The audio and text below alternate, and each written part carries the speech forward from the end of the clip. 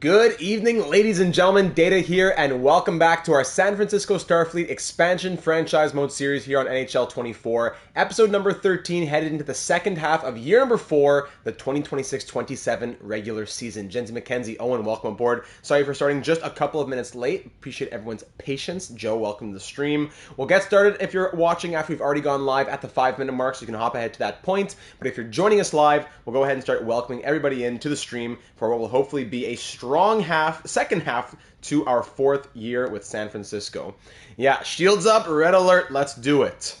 Connor, welcome. Andrew, Landon, Caleb, Chef Jeff. It's red. If you refresh or check out the notification or what, and you can see the thumbnail of this episode, you get a rare moment. John, welcome to the stream. In the thumbnail, you see Data wearing a red command uniform. Juice, welcome to the stream. Very rare, as he always wore the gold. What's the word I'm looking for? I guess engineering, technically, although he wasn't in engineering, but he wasn't a science officer either, technically, I guess, since that would be blue. But usually in the gold as Lieutenant Commander. But when he wears the red command uniform for one episode, I got that into the thumbnail. Since we're at Red Alert, we got Lieutenant Commander Data in the command position here. So lots to think about from the last one. We'll break down the comments that were left from the assistant general managers. And we'll see what we can do about this squad that has a 30-goal, 60-goal pace, Avery McIntyre. But aside from that, just about no scoring from anyone. So we're desperate for points. I'm convinced, I'm going to say this a few times probably, I'm convinced that there's something different about the newest update to the game, because it can't be that things are going so differently in San Francisco and in Vancouver since that update came. But who's to say, right? We got to keep doing what we can do and play according to, not play according to anything, but just play our game, follow our plan, follow the data plan. So, Discord notification went out. Lovely.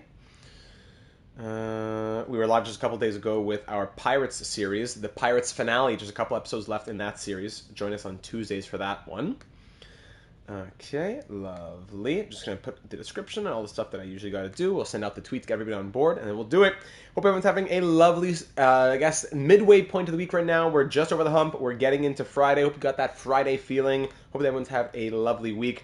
I would like to be live this weekend, if we can, for a little Sporkle Saturday. I would like to be live this weekend. That is my goal. So I'd like to be live in a couple days as well on this weekend for a little sports quiz Saturday and go through a little Sporkle. So if any suggestions for the Sporkle quiz for this week, let me know, and I'd love to get that going. And Joe, oh my goodness, Joe starts it off with the dono, $6.99 from Joe. Let's get this started right. Hopefully a less stressful episode than Canucks, thank you, where I descended into madness. Let's go Starfleet. Let's make the professor captain next year. I could see a world where that makes sense. I think right now would be a little like forcing, but I think I could very much see a world where that makes sense in the very near future. Thank you, Joe. You are so very appreciated. You are a gem. They don't make them like you, buddy. We are very blessed to have you on board for the squad and for the community. Let's just do my last little touches here. We'll get started at, let me just check in. We'll get started in 1.5 minutes. And then we will dive into what needs to be done. We got to figure it out this episode because we cannot afford to stay as a 500 squad at, 20, 19, and 2 is our record? Unacceptable. Already guaranteed we know that Capo Caco's out. We've been talking about that a lot. Now the question will be, what kind of deal do we make to make sure we maximize his value? I'm sure he'll do well somewhere else, but we can't afford to keep him on anymore. Good. Done. Panarin for McDavid. There you go, of course, Landon. Sounds good to me. Okay. Got it. All right, I think I'm just about done everything I need to do, so we'll just keep welcoming everybody in. We're up to 15 now, and we'll get started in about 30 seconds or so. My name is Palm with the 5 dono. Let's go. My name's Palm. Thank you. I believe you're in the Discord server, Palm. Remind me, ping me in the Discord server and ask for your role. Thank you for the donation, my friend. We're slowly collecting that MLB The Show 24 fund. We're slowly collecting it. Thank you for the very generous donation. Appreciate you, my friend. Yes, perfect. Go ahead and give me a ping, and I'll get that to you as soon as the stream is over. So we'll get started in about 10 seconds. Let me just pull up the comments from the last one. Joe, also not sure if you'll get to my comment from last Starfleet because I left. No, I will. I will. I saw your Mitch Marner question. That's the beauty of the live stream. I'm able to read, although I can't show it, I'm able to read them live. So let's do it, ladies and gentlemen. We will get started on episode number 13. I got the comments from the last one open. All right, let's rock and roll. So, ladies and gentlemen, welcome to the second half of year number 4. Coming off of a Stanley Cup final exit last year, we entered year number 4 wanting to, at the very least, maintain our our contender status. The game has us as sellers. We are about 500 here at the halfway point. We traded out a lot of our veteran scorers. We moved out to Foley, Tarasenko, Verana. We moved out our veteran scorers, and we're hoping that our younger guys and our new influx of Panarin as well and Perfetti would be helpful. But the problem is they haven't been scoring. McIntyre's been our guy on pace for 60 goals. Panarin's on pace for 24. And then we got Samoskevich on the third line on pace for 20. Excuse me, hiccups are getting me here. No one else on the team is on pace for more than 18 goals. So that is very, very concerning. We need to get more goals in our lineup. Our plus-minus has been pretty ugly for the most part. We have negative 18 from Kakko, negative 14 from Ramirez. We're thinking about sending him down. The captain's been doing all right. Lindholm, 32 points. That's why I don't know if McIntyre can be captain by next year with Lindholm still around, but I could definitely see McIntyre being an alternate next season. Absolutely. The shooting percentage is just not looking great either. 6% on Lindholm. Like, what was he shooting at last year? Lindholm at 14.5%. This year shooting at 6.2%. Like, there's a big difference. Our goaltending hasn't been great either. Korpisalo, 12, 14, and 2. Anton Forsberg backing him up has been better with a 910 save percentage and 2.79 goals against. So we're still trying to figure out what we're going to do goaltending-wise as well. Apologies that I cannot show you the comments on screen, but I'm going to start going through it right now, breaking down what the AGMs had to say in the last one. And we may as well start it off with Mighty Joe Maple, who left the most recent comment about an hour ago. I will reply to it in typing, but I haven't in a written form. But I haven't gotten a chance to do it yet since it just came in.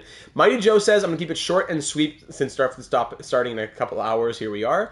I agree with trading those negative plus-minus guys, and I'd like to go on a limb and ask you to get my favorite active NHLer in Mitch Marner. It doesn't have to be right now, but just to think about it. Mitch Marner, currently in Chicago on a big extension, playing great minutes with Connor Bedard, so we won't be able to get him right now, but we will keep that in mind, Joe. If you like Mitch Marner, go check out our NHL 19 series with the Brooklyn Bellows. Mitch Marner was a Data 72 Hall of Fame nominee with the Brooklyn Bellows, our last expansion team, funnily enough. Also, I like that the nickname I've given McIntyre as the Professor sticks with you, and I will now call for him to become captain next year. He's already at 30 goals. See you in a little. Joe, appreciate the suggestion. And even though it's not things that we could do right now, I like that you're thinking forward, and we will 100% keep all of that in mind. Moving on to the next comment, mixing up the lines, play around with the top 6. Let's go over to, there's a few long ones, so may as well start off with Cheating Heel. We know how Cheating Heel likes to get into the lengthy comments. Cheating Heel says, man, not what we expected after this big offseason. First order of business, we need to bring in that 80% fit coach. I mean, it certainly can't hurt. So I'm going to go ahead and I'll read the comment in sections here. Very first and foremost, we got to look at the higher staff screen here. I know, you're telling me, Mark, you're telling me 30 goals. We saw this coach, I forgot what his name was. It's going to pop up in a moment here. Oh, it's right here. Great. Ryan Goalie, that's who it was. Ryan Goalie and his 80% team fit is too good to leave in staff free agency. Even if he's not our head coach, we got to hire this guy. It certainly cannot hurt. So we'll call him the head coach, but we'll play a little bit of musical chairs after. I have never seen, and that's big for me. Like, I'm not saying I'm like the be-all, end-all of franchise mode knowledge, but I've played a lot of franchise mode for a lot of years now. I'm sure other people have seen it, but I personally have never seen 80%. I'm sure it's been out there. I've never seen it. Unless you'll pull up an episode of me seeing it like 4 years ago, but not that I remember, right? So I'm gonna go 8 years at whatever, $5 million. Maybe we do keep him as the head coach, but I think the problem was not the problem, but just we want to actually have Cochran as our head coach as well. We love Cochran as our associate coach. So I'm going to hire as head coach. Maybe we keep him as the head coach, but I'm going to say, let's give him a little chance. Maybe we keep him there. Either way, we're going to make sure that McCarthy goes down to goalie coach. McCutcheon's going to go down to assistant coach. And Cochran's going to go as interim head coach for just a moment. I want to see what his fit is. Zane Cochran has a 57% fit. Yeah, terrible with Panarin and Lindholm. Unfortunate. Hobbsy, let's go. So happy to see you here, buddy. Welcome. So yeah, Cochran. We'll keep him as associate coach, and we'll see if we can get what's his name, Ryan Goalie to be our head coach. At 80% team fit, it's worth a try. McCutcheon won the coach of the year, Jack Adams, in year number 2, I think it was. Our auto rotate goalie is still turned off. Yeah, I've been taking care of that on my own, game by game. So yeah, we'll do that for the moment. Let's go back to the lines here. Of course, the lines are not Mark. Hello. The lines are going to look weird now. It has the +5 actually. But the lines are going to look different. And how would the chemistry look here? 1 and 3. So maybe he'll get a game. Anyways, back to Cheating Heel's comment. Next, we need to move Kako. Now, Cheating Heel says that we should go after Sveshnikov. I looked into Sveshnikov, and unfortunately it will not be possible. I sent out, just using a backup save file, just sending out a few offers to see what kind of value it would take. They say it's not even close if we offer them Kako, Romanov, Samoskevich, and 2 first-round picks. So Andrei Sveshnikov, unfortunately, will not happen. Now, that being said, we still need someone who's going to be scoring goals. Speaking of other trades, Cheating Heel says, finally not working late shift on Thursday. Love it. Let's go, Hobbsy. Beautiful. Sharon Govich could be a guy, Landon. Yep. So Cheating Heel says, I'm not against trading one of our goalies, but the guys in Colorado and Calgary who have such high win totals or such good numbers, it's likely due to them being on such good teams. But I would like to try and get 1 or 2 defensemen from Calgary in exchange for Romanov, Lindell, or Pesci. Maybe that would help the goalies. If that doesn't work, then I'd look for a better goalie at the deadline. Yes, you're absolutely right, Andrew. Any trade that we make is going to be a move where we're looking to get some more nationalities in there. That's why Sharon Govich is so tempting. It's not just franchise mode. It's our franchise mode with a theme. We got to keep that in mind. Quite sad to see how Girard responded to us giving him a massive deal, but I don't think it would be realistic to trade him away right away. Probably the earliest point would be sometime at the halfway point or deadline of next season. We're still not out of it, but time is running out. A top coach, a 40-goal scorer, and an upgrade on defense, and maybe a bit of goalie voodoo, and we're back in the running. Go Fleet. Thank you, Cheating Heel. When I followed up with how Sveshnikov wouldn't work, Cheating Heel also said maybe a package for Sharon Govich. So we will have him probably as target number 1 as we begin this episode. So thank you, Cheating Heel. Moving over to Jacob's comment. Jacob left a bit of a longer comment in his words. I was thinking to myself, if Avery McIntyre got injured, where would we be? I hear you, Jacob. First, I would definitely hire that coach. Yep, we did that. Kako is finished. I'd also argue that we need depth scoring as well as top 6. Definitely pinch Fiala / Kopitar from the Kings as they're a seller team with a horrible record. And even Pacioretty for depth. Max Pacioretty would be a very interesting pickup for the bottom 6 scoring. Although as an American, Samoskevich likely moves out. Panarin has been disappointing, but I'd give him until the end of the season. And then we reevaluate. All right, Landon, I'll give you the credit. Korpisalo, I like the idea of trading Romanov, and Ramirez has been awful as well, which is a shame because of his potential, but he just doesn't seem to sim well. Maybe Cole Hudson could take his spot in the lineup if he goes, whether be in a trade or being sent down. Korpisalo has got to go in my opinion, but keep Forsberg. I think Kochetkov is worth the risk with his cheap contract if you don't have to give up too much to get him. I won't make it too long. I know you have another suggestion, a few others to go through, but let's hope we can turn this season around. Let's go Starfleet. Jacob, lovely comment. Never need to apologize for the length. Thank you for your investment in the series, and I appreciate those thoughts. Caleb says, I love what Chef Jeff is cooking in Buffalo. Let's make it happen. Maybe Buffalo looks to capitalize on his trade value with the expiring contract. We could do a Jeff for Kako draft pick type of thing swap. I don't give my input very often, but there's my 2 cents. Thanks for the fun videos. Caleb, thank you for the comment. I looked a little bit more into Jeff Skinner. A lot of people are saying, let's go after Chef Jeff. He is, unfortunately, probably too ingrained in the Buffalo lineup, though, I think. When I look at the Sabres, he's the first liner who's leading the team in goals and in scoring. He's coming off of, I'm thinking about the Vancouver series, but still, 43 points in 37 games this season. They're contenders. They're all in. They're one of the top teams in the league. So I think it's probably unlikely that Skinner could move right now. But just to say, we love what he's cooking, and we would love to be able to get a guy like him in here who has a little bit of scoring, right? DRK Design says fire the coach and hire the 80% one. Done. And Mila says, here's that trade idea I suggested. Kako, Romanov, and a second or third for Fiala, and maybe a right D, maybe even a guy like Drew Doughty out there. So thank you everyone for your comments. They are very much appreciated. They have been digested. They will be synthesized into our thoughts right here. So we definitely know 100% that Capo Kako is out. He will not be staying on this team. Fabian Lysell, I'm not a big fan of having him in the top 6. I like him very much. I think he's doing great. But as a depth forward, I don't want him playing so over his head. I would prefer to have him ideally as a third line forward with Pajot and fill in the blank on the third line, excuse me. Maybe like Max Pacioretty right there. Pacioretty, Pajot, and Lysell could be our third line. On the second line, we want, or just in our top 6, we want a mix of Panarin, Lindholm, Moore, Perfetti, McIntyre, and fill in the blank. That could be a Sharon Govich.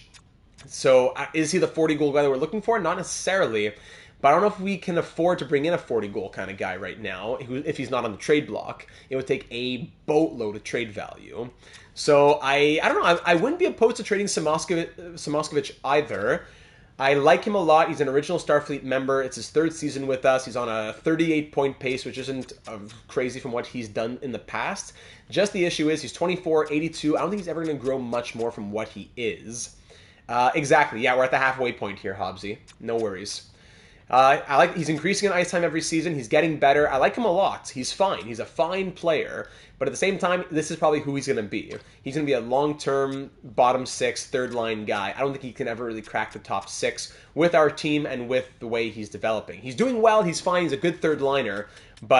And 1.85 is fine, but after those 2 seasons, he'd probably want money that we don't want or can't give him. So if we could capitalize on value now to get someone who's going to be helping us in a season in which we're pushing for a cup and needs to get back in the race, that would be something.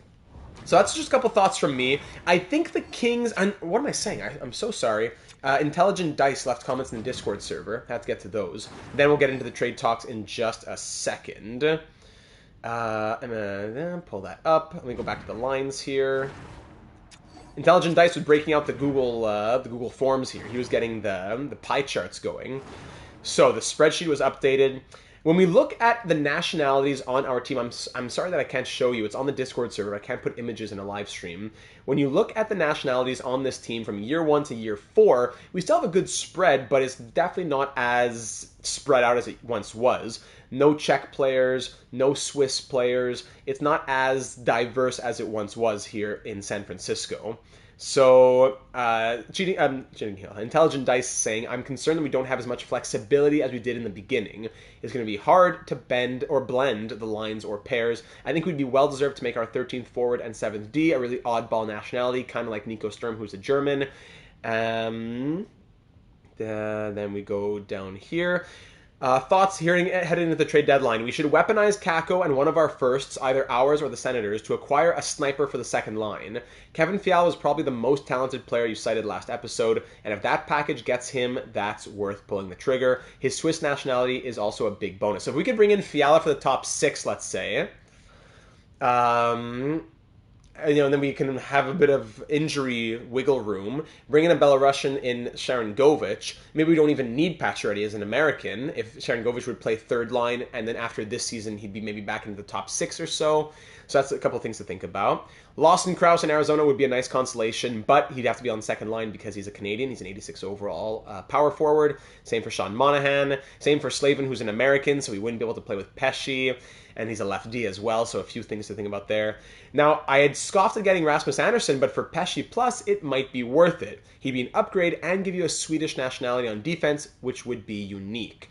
Also, that coach fit was crazy. Definitely go after him. That's it. We've got to find a way to coax more power out of the Warp Core. I'm giving Cheryl, she's got captain, to get this season where it needs to be. Intelligent Dice, thank you for those thoughts. Andrew, thank you. Yes, McIntyre, he hasn't been a full-time second liner. We've been mixing things around. The only reason McIntyre's on the second line is because we were mixing and matching lines to end the season. He's not been a second liner, and I doubt he will stay as a second liner, so don't worry about that. So, all that being said, if we look at, first and foremost, the Flames, because we could get Rasmus Andersson or Sharon Govich from the Flames, I believe, unless I'm forgetting where players are. So, if we look at... No, is he not here, Sharon Govich? Join the Discord for my charts. Exactly, Andrew. I keep, if the name's not there, I don't say it. I keep forgetting that you are intelligent, Dice Andrew. I keep forgetting until you say it, then it has to link together. Because I think of Andrew, then I think of ID as two separate entities. There you go. Hobbsy and ID getting it done. So Sharangovich isn't in Calgary then. Rasmus Anderson, here's his value, 7.9 million, 21 points, plus 7, 4.5-star defense, two-way D, fits in the third D pairing, that's with our old coach. So let me just go back and look where Sharangovich is then. I must have forgotten where he actually is. So we want to think that Sharangovich, Pacioretty, Rasmus Anderson, and of course Kevin Fiala. No, of course. No need to apologize. Just I need to keep reminding myself. He's on the Islanders. All right. The good old Islanders, our good friends, the Islanders. So he's not on the trade block, and the Islanders are a winning team, and he's making good money.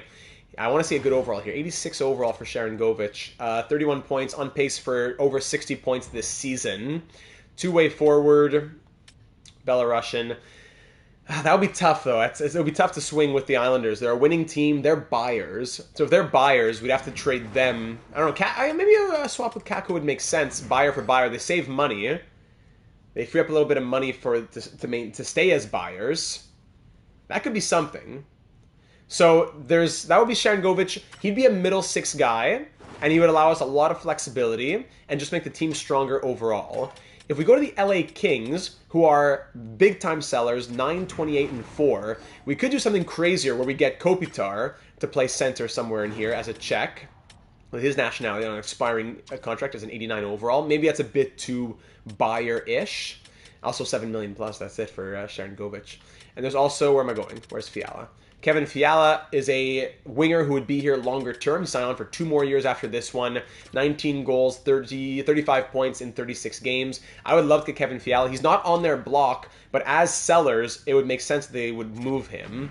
Did I say Czech? Sorry, yeah, Slovak. My apologies. So is Kevin Fiala, if he were to come our way, Kakko makes sense for them as a player who's still young with potential, still an 87 overall, but it would take more trade value than Sharangovich. So if we were to make some sort of deal, we'd have to move out probably our first-round pick. If it was Ottawa's first, I still don't think this would even go through because they don't want to move Fiala. So Kakko in a first is likely not even enough. But I'm thinking if we are to offer a trade, this is the first one we offer. He's making just a little bit more than Sharangovich. He also has a unique nationality. He's signed on for 2 more years after this one. He's at a higher scoring pace. He provides more scoring, goal scoring as well. I think Kevin Fiala is our number 1 option. I would hope it goes through, but I wouldn't say it's a guarantee because they don't want Kakko and they don't want to move Fiala. But in logic, they would want to move Fiala, and they would be open to a young Kakko with elite potential, 87 overall, and a first-round pick. Ottawa is good. So yeah, they're 22, 15, and 5. So we could trade our first and bank on it has more value. Our first has more value, so we could trade ours and bank on us making the playoffs and being a better team than Ottawa. We could do that. Because it does have more value, and we're banking on us being a better team in the end. So we could trade our first. I'll add a sweetener or just a balancer to make sure that things work out here, but actually they wouldn't want to move those. If you can't get a reasonable deal done, I'd try making a minor trades and wait till the deadline to get the big fish. I hear it's just I don't want what happened in Vancouver to happen here. I don't want to give spoilers for Vancouver, but I just don't want to I don't want to wait too long to make something happen. You know what I'm saying? Like, we've seen a bad trend. It comes down to trade value. Like, do we think we'll be a better team or will Ottawa be a better team? That's the thing. As seller status, our pick has more value. That's it. I don't disagree with you, Juice, at all. I'm more of a deadline guy usually, if you've seen my episodes, which you have. But here it's more of I'm not liking what I'm seeing, and we need to have something changed, because I don't think it's going to be turned around if we just cross our fingers and hope. So what do you think about this, ladies and gentlemen? Should we try sending this? I don't think it goes through yet, but should we try sending this to see what they say? Do we say green light on this one? For a start to the Kevin Fiala deal. I think other deals towards the deadline, like a Brett Pesce for Rasmus Anderson swap, could be something that we wait on. A goalie swap we wait on. But getting scoring in the top 6, that's something we need right here, right now. Hobbsy green light. Engage. Make it so. All right, let's see what they say. I'm very confident it doesn't go through, but I just want to see what they have to say about it. Isn't very interesting. Okay, let's try just the 6th. Isn't up to snuff at all. So there you go. So we know that I don't think this goes through then, just straight up. No, isn't very interesting. So there you go. The 1st in Kako is not enough for them to make this happen. We have a plethora of picks, so I wouldn't mind dipping into them a little bit. We also have a lot of prospects. If I give you a 4th here... no, retention, even if it's 25k, retention will never happen, Joe. Just the game will, just retention never happens. So if I throw a 4th in here, isn't up to snuff at all still, it says. So we probably have to throw in a little bit of a prospect, unless we're trading 2nd or 3rd, which I prefer not to if we can stay away from it. We do have a lot of prospects. It would be okay to move one. Whoever we do move, it would be sad, because we love them all. We have stories for all of them. We have reasons to want to keep all of them. Maybe Kapanen, that he has the... retain on more than 1 year is impossible. Exactly, Pumps, exactly. Kapanen would have enough value. Therefore, nationality, that would be hard to use. I'm 4, that's true as well. Kind of crazy to me that Kako doesn't have more trade value, being 87 overall with a very team-friendly contract. Yeah, I guess because of the points. You know what? Kako would have more trade value if we extend him. So you know what? Let's come back to this. Let's sim a few days...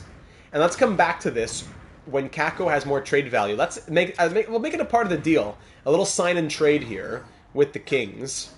Sign and trade with the Kings. Because we have something that the Kings don't have. The ability to sign him at 85%. Maybe 5 years? Or 4 years?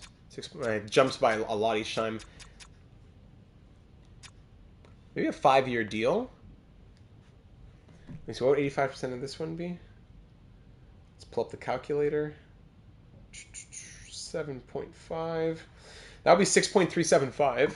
Okay, exactly that. The defense has been horrible. The defense scoring hasn't been great for sure.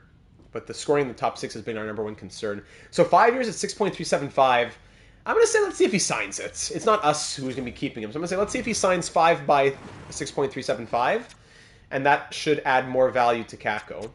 So advance a couple days. Hopefully he signs and the coach gets on. Yeah, it's even cheaper than Fiala. It's a little cheaper than Kevin Fiala's deal. Easy decision to renew. Great from Kako. And we haven't heard back from the coach just yet. Okay, let's see what that does to Kako's trade value now. I'm not sure if it'll change it much, but it should increase it. I think it did. Unless I'm just trying to convince myself, I think it did. A little bit. So if I give you our 1st, and I'll throw in our 4th, I guess. I'll start without the 4th, but we'll try that to the Kings. Kings. They'll save money on Fiala long term. He's younger. He's still a high overall. He fits what they're doing a bit more, perhaps. We'll think about Stenberg. First, let's see what they say to this. Okay, interesting. Okay, try mixing up your offer, it might change our answer. Well, I'm sorry, it's a few days later. Rookie skater. So Otto Stenberg, we love Stenberg. How's he been doing down in the AHL? First line center. He's been doing well. Otto, 42 points in 42 games. Point per game in the AHL. Playmaker. I don't know if I want to move Otto. I'm more thinking about Hemming as someone who's a two-way forward. I'm thinking more like Hemming. 28 points in 42 games. Top 6 potential, which is good. I'm sure he's going to grow into an 80-some overall. But I'm a bit thrown off. I'm a bit thrown off by the attributes. We got to trade one of these forwards eventually. We could try a third. But eventually we got to move some of these prospects. And I'm not a big fan of Hemming's attributes. Although I think he could grow and be fine. I'd say maybe let's add Hemming. And then see if we can take back something. Like, what if we take back Drew Doughty, right? I bet he has even negative value. Let me see here. Drew Doughty. Yeah, he had at 11 million. He has negative value. So I'll take Drew Doughty from you. I free up money from you for you to do whatever you want at the deadline. I'll give you Hemming. I'm going to take out my first and make it a second now. Let's see if I can squeeze that instead. Because maybe taking on that negative value would be helpful. I'll give you Boston's second with Hemming and Kako for Fiala and Doughty. What do you say to this, LA? Trade rejected. All right. Just wanted to see what you thought. Let's move up to our second. A little bit more trade value. Still rejected. Yeah, still not yet, Landon. Let's go back to our first. And can I get something back from you? 6th and a 7th, just as balancers to make sure we're okay. 6th and 7th, no. Just the 7th, no. Straight up, you're quite far... Actually, quite far off in value means we're getting closer. Like, this is a fair package. I just don't want to give much more than this. Hemming is from Europe. He is Finnish.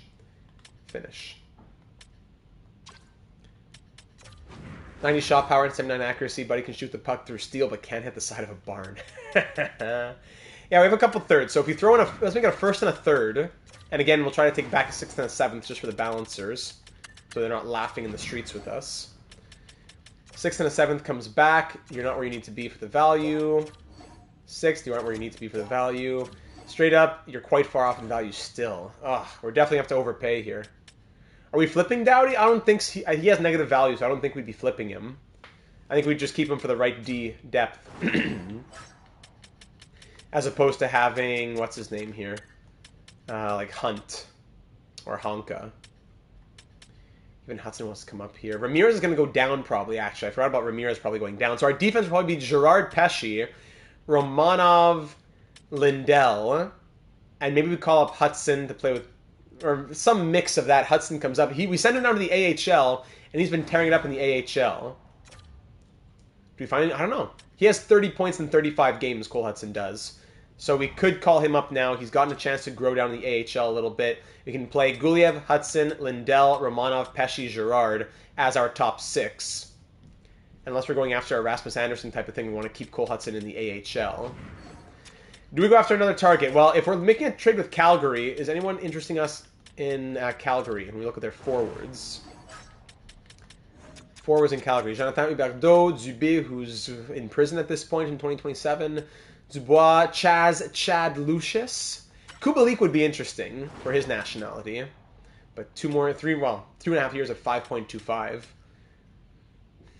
don't know, 6 goals. Nah, another guy who's not scoring goals. We need goals. We need goals. Jaden Schwartz. Now we're getting into guys who would not be top 6 carriers. That's the thing.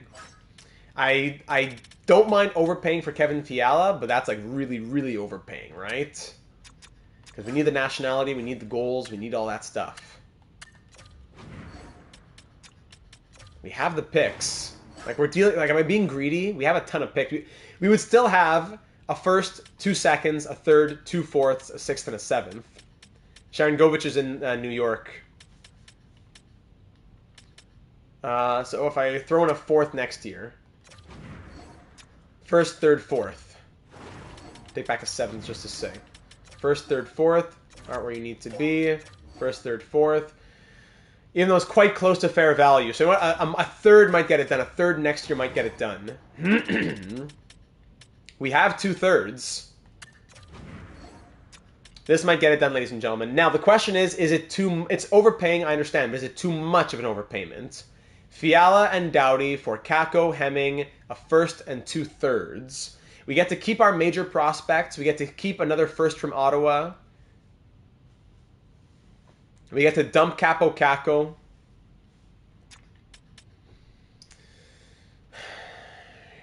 There's a lot of different things we could do, but I think this is one that we've explored and one that we like. It is a very large overpay. It is. I do think it is. But are we okay doing it because of the nationality and the goal scoring? And he's not a rental. And you know what? We might get back more picks later, right? Let's see what they say to this. Los Angeles, quite close to fair value. So instead of 2 thirds, we could make it a 2nd and like a 5th.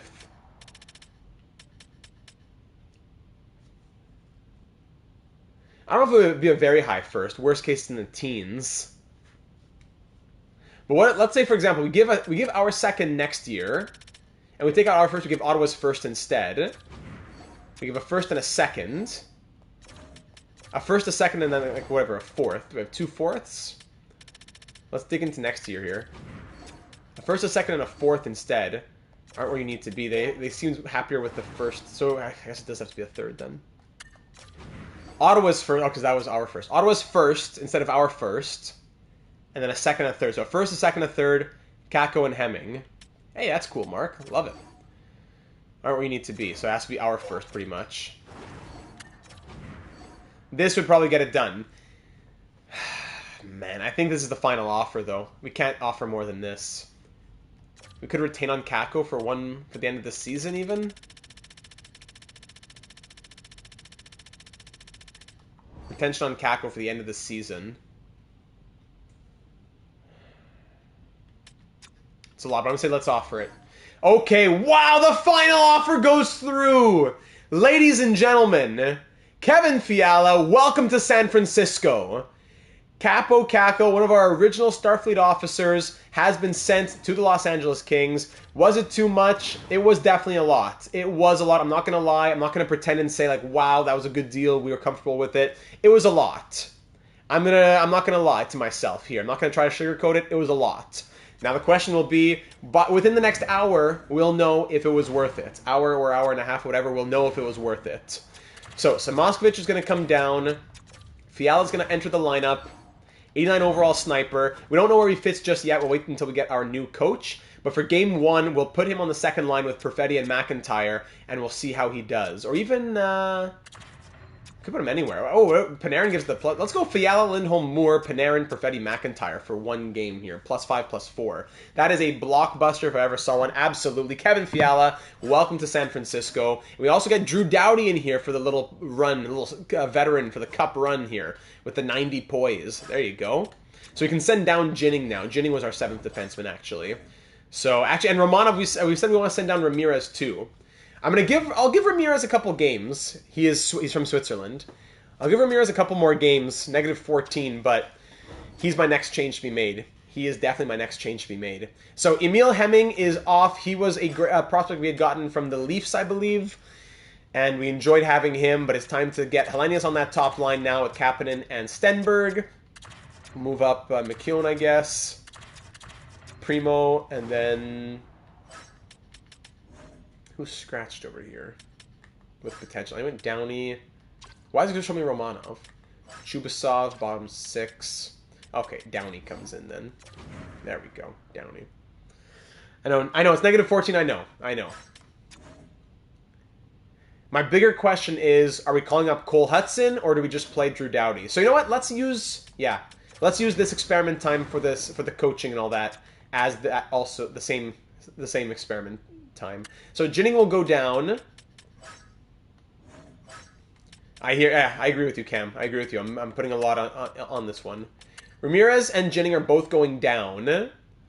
And we're gonna wait and see on the rest here. No one gets claimed. Okay. So back to the NHL. Actually, back to the lines here. Edit lines. Ramirez has been sent down. Did Downey replace Hemming on special teams? Yes, thank you. I was actually going to fix that right now. Thank you for mentioning it, though. Doughty's on expiring contract. We're not paying him $11 million. We'll be okay. So Drew Doughty, Canadian. He'll play with Romanov for now. Pesci, American. Guliev, Russian. Finn, and Canadian. So we have a good mix here. American moved out for Canadian pretty much. I don't think Ramirez did much, just penalty kill, right? We didn't have him on the power play or anything. So Doughty will play... Sure, second unit, why not? Doughty still got it. He still got it. Come on, Drew. He still got the 88 defensive awareness. I know the shot blocking is in the pits right now, but we're going to be okay with Drew, I hope. If worst case, we have Cole Hudson. But it's going to be a little bit of an experiment for Drew Doughty, who has not played a single game this season, right? My goodness. So he's been disrespected in Los Angeles. 4 points in 7 games last year. We're saving him from the Kings, and we're going to give him a chance here. It's staying in the same division, of course. So Kako's going to keep haunting us for a long time now. So, down to the AHL. Defense, Langlois can stay, I guess. Ginning is just going to be wherever. Power play. So now, Downey's going to come and swap with Otto Stenberg. Stenberg can stay there. That's fine. Yeah. 4-man power play. Downey can swap with Hellenius. Just make sure they're playing top unit and whatever else. Langlois is going to swap with Mugli. I want him getting minutes. If we move Romanov at the deadline, I'd certainly call up Cole Hudson. Yeah, it could be Pesci, it could be Romanov, it could be just Doughty not cutting it, but there's a lot of ways that Cole Hudson could get into this lineup. So, ladies and gentlemen, we don't have our new head coach just yet. We're giving Cochran the interim head coach for tonight. Let's see how he does in his one game, and we'll go from there. Facing the 29-8-5 Winnipeg Jets, hosting them at the holodeck here at Enterprise Arena. This will be a tough game to start it off, but Kevin Fiala making his Starfleet debut. Same for Drew Doughty as well, 2 Starfleet debuts. We're going to grant Fiala the automatic rank of Lieutenant Commander, and Doughty the rank of Commander for his veteran presence. Nice penalty early on, very good. Oh yes, Ramirez in the AHL. Thank you, we'll do that right after this game. First period, 0-0 after 20 shots, 10-7 for the Jets. Second period, 0-0 it remains, shots 19-16 for the Jets. First goal, it's Kevin Fiala! The first goal of the ninth goes to the newbie. Kevin Fiala opens the scoring, look at that. Great to see right away. Our new acquisition scoring, opening up the scoring, excuse me. Trocheck ties it up. And we are all tied with about 5 minutes to go now. We're now leading in the shots, but then Scheifele scores a late one. Could that be? No, Kevin Fiala again! Let's go, Kevin Fiala! We're off to overtime. Our 2 goals come from the new acquisition, Kevin Fiala. Shots end 32-27, and we're headed into overtime. Let's go! Huge from the new officer. Make him an admiral at this point. Wow. So we needed to get... So without Fiala, that's a 2-0 loss right there. Where are the goals? Here they go. Doughty OT winner? I don't think he's on any of those lines, but that would be something, eh? Forsberg did okay as goalie. All right, here we go in overtime. I should have put Fiala on the overtime lines here. That's true. Actually, I didn't even check the power play because I was waiting for the new coach. Lindholm walking. That's good. That's why I didn't make any special teams changes yet, because I'm waiting to see how the fit will be with the new coach. But after he gets hired, then we'll see where he fits best. Gerard! Ooh, big blocker save from Hellebuck. Morris the other way, 2-on-1 with Connor. Back! Ooh, Scheifele with an entire half rink to himself. Ooh, big blocker save from Korpisalo. Other way, that's in! That's in! Let's go, Panarin. On net, baby! All alone! Oh, between the legs, the audacity, and then he tries to bat it out of the air. Oh my goodness, Artemi Panarin, how dare you? Leave a like if you haven't already for some good luck here in overtime. And of course, we're playing against our old friend Tyler Toffoli. I forgot about that. All right, offensive zone draw here. McGroarty and Verana. And Verana's out here too. Verana's going to try to end it. Verana to Foley, they're here. Over to McGroarty. McGroarty to Verana! Stopped in front. That was a bit of a hard impact there in the crease. 2-on-1 back the other way. Cole Perfetti against his old team. I forgot to highlight all this stuff. I'm just thinking about Fiala. Perfetti to Foley and Verana, all against old teams. Back the other way, 2-on-1 now for the Jets. It's Morrissey skating in! Blocker save! I know the gameplay is horrible. It's just fun for the storyline. But I know the gameplay is awful. That's in! Here we go. Here's a chance. A lot of ice for Perfetti! Nice move! Oh, can't finish off the Forsberg. Yeah, I am the system. That's good juice. Don't gotta get used to the system. I am the system. Morrissey gets hit off the puck. Good. Guliev over to... Oh, Fiala is out there! Fiala, can he end it with a hat trick? Fiala skating in! Pajot! Big blocker save, Jean-Gabriel. Let's go. Back check Fiala. Scheifele with another breakaway. On his back is Fiala. Gets pushed. Finds a way to get some space. And that's, I'm not sure who got a piece of that one. Pionk. Scheifele can't get through. In the corner now. Fiala board pinned. Oh, nice poke there. But Pionk gets a big kick save. Good. Very well played. No energy from Scheifele. He's still fighting in the corner, pushing the player Fiala off the puck. Pionk gets it. Let's get the pressure out here. Come on now. Let's change it up. First unit. Fiala up to Pajot. Can't dump it in. But Pionk's going to regain it now. Pionk. Back. Just give him a nice open lane. There you go. Scheifele still with zero energy. He's still out there. Scheifele. He's board pinned. If goalie gets hired. I hope so, yeah. We'll see what his fit is soon. Gerard. 2-on-1 with Gerard and Lindholm. The original officers. I was going to say big rebound, but it went to the corner. Pionk getting double teamed as 2 players chase him like magnets. Kyle Connor with no energy coming back the other way. Connor bumped off. Gerard regains possession. Come on, Lindholm, get it out. There we go. Lindholm up to Panarin. Artemi tries the windmill this time. Has a chance again, fighting with Pionk, but can't get it away. Here's Nelson now. This is Brock Nelson coming in. Gerard just lets him skate in. Oh my goodness. Nice save from Korpisalo. Yeah, the defense is so bad. I've said it, I'll say it again. I've said it before, I'll say it again. I don't mean to be a hater, because I try to be as balanced and honest as possible. I truly don't mean to be a hater. This is some of the worst AI gameplay from an NHL in a long time. 23 was better, and that's really saying something. Perfetti up to the Professor. Can't forget about him. Here comes Avery McIntyre. McIntyre with a little bit of space. Stops up. Looking for a chance. Gets it on net. Redirected from the corner by Hellebuck. Valimaki's hit off the puck. McIntyre's fighting. But, oh, and Perfetti in front steals it! Oh, that stopped right in front. My goodness. Yeah, where's Slim, eh? Pavelski coming back against Pesci. Big Joe. Pavelski stops up. In front, Valimaki is stopped. What's he doing down there? Pesci gets it up to McIntyre now. Here comes the Professor, back the other way. Avery stops up, has a couple chance options. Pesci with a nice shot, and that's a blocker save from Hellebuck. Perfetti pinned in the corner. Kicks it over to Pesci. McGroarty fishes it out, though. Here come the Jets the other way. That's it. I'm trying to be as objective as possible. McGroarty. One-timer. Big save from Korpisalo. Gets a glove on it. And we get a face-off. First one in a little bit there. We'll get the first unit back out. Minute 15's going overtime. Will we see an ugly AI shootout? Time on attack almost identical. 2022 for the Jets. 2020 for the Starfleet officers. That's it. We'll say his name enough here. The Jets have lost 3 in a row. Really. One of the best teams in the league. Can't get it out. All right, now it gets there. Hold on. Oh, no, it's offside warning. I saw the ref's arm. I thought it was made penalty warning. Delayed penalty, I mean. McGroarty now. Rutger. One-on-one against Gerard. He gets poked away by Gerard. Very well done.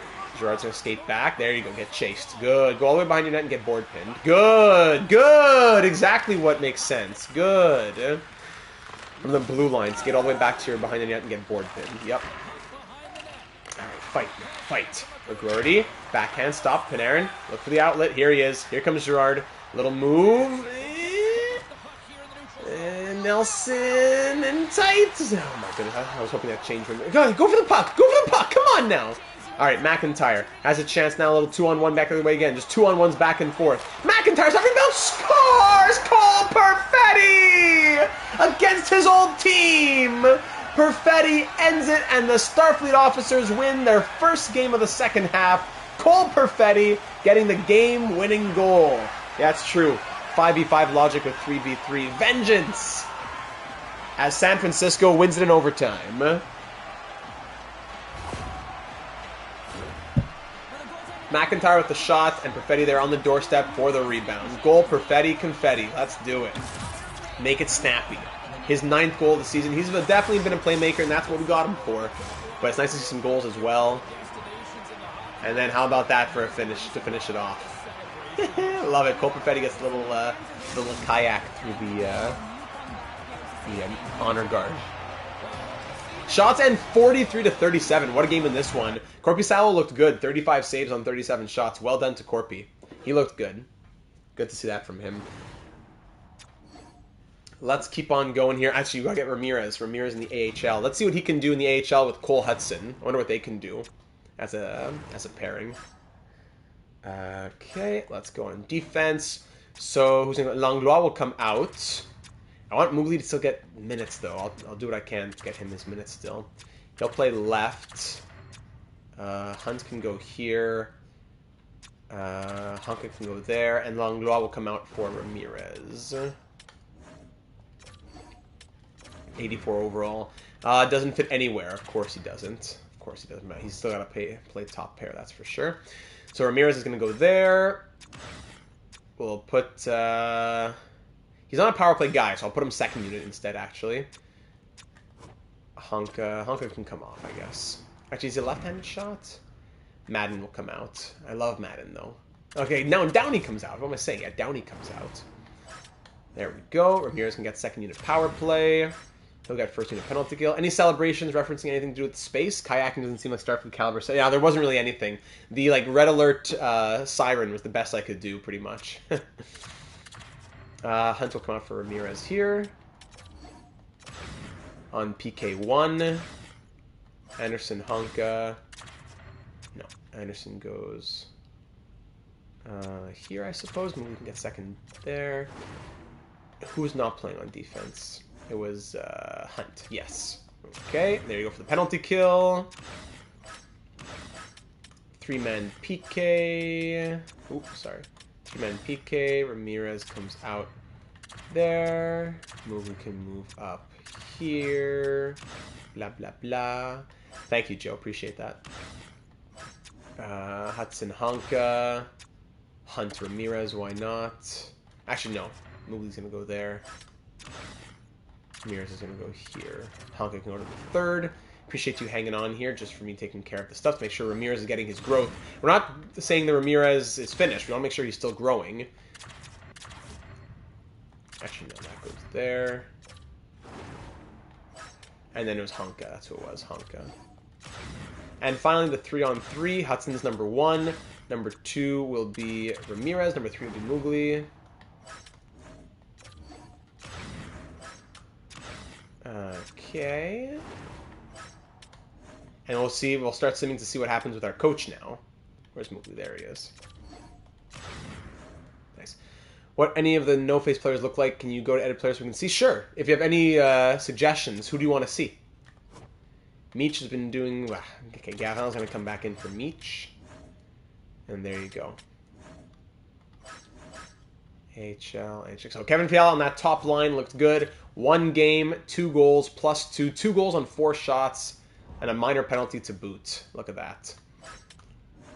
And Doughty, about his Starfleet debut. Sorry, 1 game, -1, played 16:39. All right. Big Drew. I could do that, Gen Z. We could take a little moment here to just do that if you want to see anyone in particular. Sorry, I have to change. Edit player. Sure, let's see the professor. Well, actually, I already changed the AHL. So first, we can check out Jalen Ramirez. Takes a little bit of time to pull up, but there's Jalen. Ooh, look at the stash. If I go to his face, will it give me a close-up? No, I can't click on anything. Oh, on beard. There we go. Jalen! Jalen Ramirez. Oh, I love it. I love it. Look at that stash. Oh, yes. Love it. Yeah, great suggestion. Ramirez. Cole Hudson's nothing special. When I created him, I didn't care about his face because I knew we'd never really be looking at it too much. No one else really generated here, eh? No one else generated in the AHL, actually. Yeah, that's it. Now to the NHL. In the future, we'll see more guys. The NHL, we want to see McIntyre. That might be it, though, right? Let's see McIntyre. Avery. What kind of crazy silver afro does he have going on here? Face. Beard. Oh, look at that little thin stash. Ooh. Look at that thin stash. Look at this guy. Avery McIntyre. No, Moogly's a real player. The stash second only to Gary, of course. Juice, very off-topic question, but how cold has it been in Canada recently? It's -17 degrees Celsius there. Well, Canada's a big word. I think it's gotten as bad as like -40 in like Alberta, Manitoba. Montreal, today was a beautiful day. It was freezing. It was like freezing point. It was 0. It was 0 degrees, 32 Celsius. Fahrenheit, excuse me. 0 Celsius, 32 Fahrenheit. How cold has it been? It's gotten into the -20s. Yeah, it's been cold over here. I love it. Look at that hairline. The professor's hairline. He's pulling out his hair over all the grading he has to do. And that little stash, man. I love it. All right, there's Avery. I think that's everybody, right? For generated players. We'll see more in the future. Yeah, like Guliev, I only did anything for these guys, like the ones who are generated. I knew we would never really look at them too much. I think they just have like the default look. Or no, actually, no. What am I saying? They do have a look because I downloaded this roster. What am I saying? Yeah, they do have a look. Each one looks pretty realistic, actually. Yeah, I downloaded these. So yeah, these prospects look pretty realistic as well. But they look as the real players do. So no crazy, silly things popping up. 3-4 Celsius in Southern Ontario is supposed to be +12 this weekend. Get out. Today was a beautiful day. I was driving today. I said I had a sweater underneath my jacket, and I had to open the window. I said, come on now. It's hot in here. Okay, let's start advancing a few days and see what that coach has to say. Ryan Goaley's on board. Bing, bang, bong. Let's do it. Now, if we look at the coaching staff, how's the morale? 69% morale. Okay, the staff chemistry. I wouldn't be surprised if we dropped into the 70s. Down to 73. Hold on, but that's without Fiala in his proper spot and Panarin. Let's swap Panarin and Fiala back, and then let's see what his line fit is.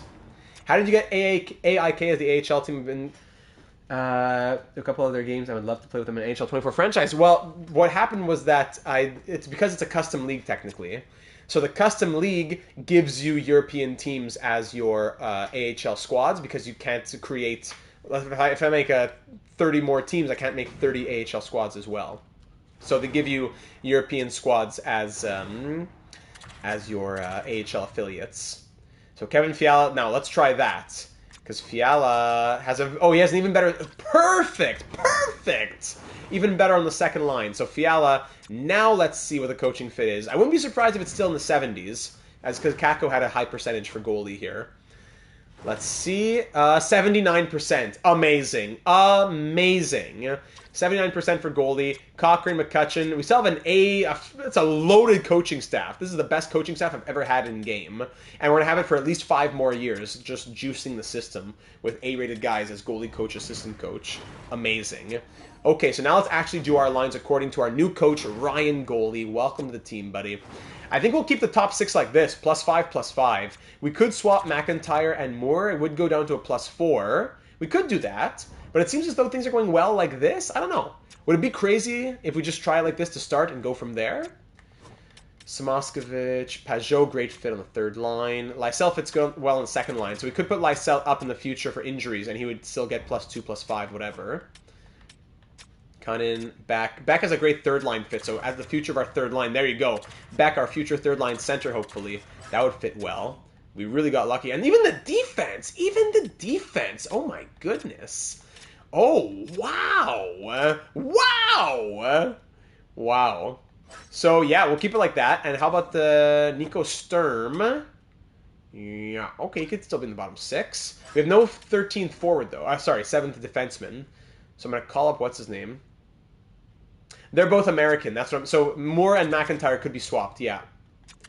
How good has Pajot been? Let's see. He's on pace for what? 30 points? He's on pace for something like high 20s, 30 points. Hasn't been great, but he's been playing a lot of fourth line minutes. Keep that in mind. We had him on the fourth line for Owen Beck for a little while. So that's why his numbers haven't been great. We could still swap him back, but keep in mind, we already had... The lines looked like this not long ago, Beck and Pajot. We just swapped them back. So yeah, we could swap McIntyre and Moore. Shameless plug, you can pull up the Google Doc to see lineup nationalities and stuff. Yes, of course. Are they updating live? Is that what you're telling me? ID, is that what you're telling me right now? You're doing live updates? This, we don't pay you enough. Power play. Ooh, interesting. Whoa, interesting. I've never seen this configuration for the power play. So you got one guy at the top. Then you got these 3 guys down low. So who's the finisher? Maybe the right wing? So, perfect. Awesome. So McIntyre can go here, Lindholm here, Panarin there. I think this still works for our first unit. Yeah, and I would say second unit, let's make sure Fiala's in there. Fiala needs to get in. We're going to take out Mackey. Actually, no. He's already here. So Fiala is the finisher on the left. Good. Distributor, Guliev, and puck carrier, Perfetti. You can't change the formation. It's Umbrella. Yeah, you can't change it. There it is, though. Umbrella power play. I've never seen that one in-game. Of course, I know it. Not sure how to do in-season line changes, but dear viewer, if you have questions, the sheet most certainly has answers. Great. I think... Is it plugged in the description? No, it isn't, eh? Wait. No, it isn't even. That's not right. I'm going to get that... Moving forward, I'm going to have that plugged in the description. I'm so sorry about that. It's in the Discord server, but it's not in the description. So I'm going to get that moving forward. Let's just make sure Fiala's getting his ice time here. So, like, for this... Yeah, for example, McIntyre can go center there, and Fiala can go here, and Moore can go at the point, actually. The fun uncle. How he likes Ramirez and Hudson. It's because if I call them up, it's going to cause problems with the... I can just do it manually in my head. I can see what their preferences are and go do it. We'll do that. General, I wish. Someday. So Moore, former King, they're linking up. Fiala and Moore, 2 former LA Kings, they're linking up. So Fiala won't play any penalty kill time, but he does have decent defense, right? Yeah, 88 awareness, 89 stick checking. We don't put him on the penalty kill. Extra lines. So 4-on-4 line 1. I'm going to say let's go Lindholm. Or maybe even let's go McIntyre. Let's go McIntyre Panarin. Because imagine, if you need goals, then you go... But Perfetti's the playmaker, eh? No, I think it works. It works, because then you have Perfetti and McIntyre. Then the third would be Moore, can he go center? Can he go center? No. So Moore's going to come off that line, and Fiala's going to go there. And Pajot, yeah, so it'll be Pajot Fiala now. Pajot Fiala. 3-on-3 now, in overtime. So Lindholm, Panarin, Girard. I'm going to take Pesci off here. Let's put Guliev up. I want Guliev here with Perfetti and McIntyre. Yeah, we'll do that. And then the third will be Pajot and Fiala, as we said. Okay, yeah, I'm okay with that. Extra lines, extra attacker, yep. Shootout, Trevor Moore has 90-90. 87-89. He's a sniper. Fiala's a sniper, I believe, right? Yeah. His shooting accuracy is 89-91. So he'll go here. Good. Corpy can stay. And that's it. Okay, so down in the AHL, we want to see what those fits are for potentially for Hudson and Ramirez. Hudson is pinch, shoot, balance. Oh, sorry, no, he is pinch, shoot. Ramirez is pinch, cycle. So pinch, shoot, pinch, cycle. Let's see. Pinch, shoot, pinch, cycle. The first D pair is pinch, cycle. And okay, so Ramirez would have 2 check marks on the first and second defensive pairing. And Cole Hudson would have a check mark and an X on the first and second pairing, a check mark and a dash on the third pairing. Adam, hi Data. Hope you're having a great week. Thank you, Adam. Appreciate you. Long time no talk, buddy. Hope you're having exactly the same. Thank you for your kind words. Glad to have you in the stream, buddy. So there you go. So it's good enough fits, I would say, especially for Ramirez, but fine enough for Cole Hudson.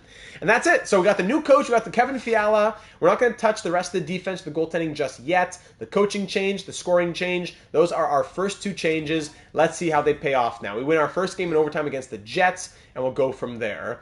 No, that's a crazy deal there. Data Bello, I've caught up with the entire video. Anyways, hello. Thank you, Doggy. Thank you for catching up, and it's great to have you live with us here this evening. Let's do this game against the Tampa Bay Lightning now. Let's do a few just live sims, a few slow sims, just to see how Fiala and Doughty and everybody does with the new lines. I'm curious. First shot. Oh, Drew Doughty! The first shot of the Ryan goalie era. And Drew Doughty scores. Welcome to San Francisco. First period ends 2-0. Lindholm on the power play. Second period, 3-3. Woo! Power play goal from 2 power play goals from Kucherov. Even strength from Chernak. But Samoskevich ties the game back up. With that, and since we're keeping that coach for a while, maybe in the future we look to turn Hudson into the same player just with pinch cycle. How do you mean turn him into? I wish you could turn him into something. Also, Fiala being a sniper is hilarious. He's a playmaker, always with the... Yeah. Well, he's kind of like a shooting playmaker, right? But I see what you're saying for sure. Shots are 28-22 after 40. We're tied at 3. We allowed 3 goals in that second period, 2 on the power play. Owen Beck puts us back up 4-3. Thank you very much down that 4th line. Samoskevich has to continue to impress because I'm still thinking about Max Pacioretty as depth scoring. There you go. Guliev makes it 5-3. So happy to see him developing as well. Up by 2. We were down by 2. Now we're up by 2. Big push. Big push. Trevor Moore as an empty netter. So trade him into another... Oh, I see what you're saying. So turn him into someone else by a trade. I see. Yeah. So big win from down 3-1 to winning 6-3. Shots end 41-32. Big win, ladies and gentlemen. Lindholm a goal and 2 assists. Panarin 3 assists. The Ryan goalie era continues. We are 2-0 so far. Let's keep on going. Why not? Kevin Fiala's at 40 points now. Maybe he'll end as the team lead in scoring. Who knows? Let's sim this one at Wells Fargo Center here in Philadelphia. First period, 3-1 Philly. Yikes. Brink on the power play, then Marchand. Fanaseyev scores 1, but then Cates gets another. Went to eat after Fiala's first game. Good. Welcome back, Landon. How was supper? What did you have? Second period, 3-1 it remains. We're down by 2 headed into the third. We were down 3-1 heading into the third last game. Let's see what we can do this game. Let's have a little bit of a repeat effort. As a former Atlanta Thrashers fan with my home country, Sweden, not winning gold, you are carrying my hockey interest. Perfect. Great to hear, KS. McIntyre makes it a 1-goal game. We're still in it. Power play Philly late. And that'll be it, eh? Too bad. A good chance late, but we lose 3-2. First loss. Marchand Philly is vile. And KS, we got to continue that NHL 07 Thrashers Dynasty Series. Annanen! Former Starfleet officer Justus Annanen. 23 saves on 25 shots to get the victory. All right, let's go into the calendar sim now. We'll leave Korpisalo for a little bit, but we still want to get Forsberg in there. But this is really an experiment for him as well. Let's give him the next 3 games. We've already given him the last 3 games. We'll give him 3 more to make it 6 games. On the road in Nashville, it was a 4-3 loss. On the road in Vegas, 4-1 win. And then at home to face the Kraken, 6-3 win. So, looking good. Oh, okay, I see. So we were down 3-1, but not down 3-1 heading into the third. Thank you, Cam. So there we go. Okay. Let's see. Small sample so far, but how are things looking? Here in this juicy, juicy top 6. Kevin Fiala, how you doing, buddy? 6 points in 6 games. Love it. 0 power play points as well. All even strength. That's what we like to see. Guliev's doing okay. Plus minuses. No one's negative 17 or anything. Romanov negative 9. A bit concerning. Korpisalo, 899. Numbers have gotten a little bit better. Let's give Forsberg a start. And down in the AHL, let's just see anything interesting from Ramirez. Jalen Ramirez, 5 points in 6 games, but a negative 4. Come on, Jalen. Just gave 0 thought to Hurdle becoming a Starfleet. Yeah, not for our high elite goalie prospect. No, 0 thought to moving that player. Thomas Hurdle would be great, but 0 interest in moving our high elite goalie prospect. If I look back, just to remind you of who that prospect is. High elite, 75 overall at 21 years of age. Yeah, Juha Mikkola is the future of our team, absolutely. Good numbers in Liga right now the last couple of years. Juha Mikkola. Good. So yeah, I will not be moving him. Back to the calendar. Actually, no, let's go see it again. Why not? Let's go see Forsberg here. We are 6-3-1 in our last 10. We'll give the next 2 games to Forsberg, then we're close to facing the Kings. First period, 2-0. Of course, Kucherov again on the power play. Second period, 4-1. Cole Perfetti scoring the lone goal. We're having the penalty kill is actually struggling here. Yeah. 68th overall pick. For Mikkola, yeah, I know. We're down 3-1. Our penalty kill has not been doing well recently. But we're giving up a ton of penalties, giving up a ton of power plays, so it's hard to say that it's them. Zuccarello, then McIntyre answers right back. We're still down by 3. That'll be all she wrote. So we take a tough L here against Lightning, who are a sub-500 squad. But we'll lose this one by a score of 5-2. McIntyre scoring once again. We still need the goals to pick up a little bit here. Like, 4-1 win, 6-3 win is great, but only scoring 2 goals, we're going back to our old habits a little bit there. So, yeah, we'll sim through this one quickly, then we'll go see the Kings. We definitely want to see that game. 4-2 loss. Maybe we need Slim to pick some bottom 6 PK players. That could be it. Maybe that's what we need. Let's go back here. Forsberg's going to come out. Fanasev, how you doing, buddy? 6 points plus 2, -5, -2. On defense, Romanov, -10. Yeah, this will be the 10th game, I think. Since the trade, so we'll pause to look at the team stats after this one. Last game here, the Kings are 15, 29, and 4, hosting them at Enterprise Arena. I'm so proud you said Juha right. Most English-speaking people pronounce J how it would be pronounced in English. No. I pride myself on that, Juice. Well, actually, speaking of Juice, do I pronounce the J in your name? But thank you for that. Do we need a goalie? Don't love that I need to say, but it is, yeah, it's a possibility, Hobbsy. All right, first period, Fiala against his old squad, same for Kako. It's 2-0 after 20. Bottom 6 scoring there. Lysell and Afanaseyev getting us a couple in the first. Second period, 3-0 now. Avery McIntyre, the professor. Class is in session. Shots are 31-16 through 40 minutes, up 3-0. Essa Lindell makes it 4-0, and that should be a nice victory for us, but the question is, how high can we go? 5-on-3 power play. Wow, here's a big chance. Killed off by the Kings. Good for them. 8 minutes to go. We're hanging on tight. More than doubling the shots here with 5 minutes to go. And that'll be it. And Lindell adds his second of the period. And then McIntyre gets his second, make it 6-0 for the touchdown. And the San Francisco Starfleet will win this one 6-0 the final. Shots and 48-22. And it's a 22-save shutout from Korpisalo. Love it. 2 goals from Lindell, 2 goals from McIntyre. Higher overall depth defenseman always seems to do worse than low 80s. Higher overall depth. That's interesting. I don't think I've experimented that too much. That's interesting. They took that shutout. As Hobbsy says, look at the goaltending. We got a shutout victory. So we'll give Corpy another one. A few back-to-backs here. So we'll give Corpy another one. Then we'll switch back to Forsberg against the Avalanche. So, 7-1 loss. Wow. Then they just answer right back. My name's Jesse, but Yessie, right? Pronounced the same way as you do for Juha. So yeah, like Yessie Puljujärvi. Gotcha. Yessie Juice. Corpy, 897 now. That was his first shutout of the season. Yeah, NVM. Never mind. Yeah, we're definitely thinking about a goalie. The defense is okay, but I'm thinking more about the goaltending than anything. 38, 12, and 1 are the Avalanche. Let's slow sim this one. They seem to love the slow sim. We got to start stringing some wins together here. First period 0-0, second period 0-0. Shots are tied 21. Rantanen opens it up on the power play. First goal of the game comes 55 seconds into the third period. Once again on the power play, though. Yeah, IRL Corpusalo. You would know. Extended power play for the Avalanche. Great time to give that up. We kill it off, though. We're still only down by 1. We just need 1. We just need 1. 2 minutes to go. Aww. Shots end 36-32. Corpy did well in this one, though. Oh, sorry, Forsberg, 35 saves. Corpy. Is it time to move on from Corpy? Let's do some more slow sim. Actually, no, I said we would look at the stats. Sorry. I kept going after the game against the Kings. I said we would look at the stats now. So, let's take a moment to look at things because we need to string together some victories. Fiala was a big help, but we're not done there. Because Kevin Fiala, what has he done? Let's see.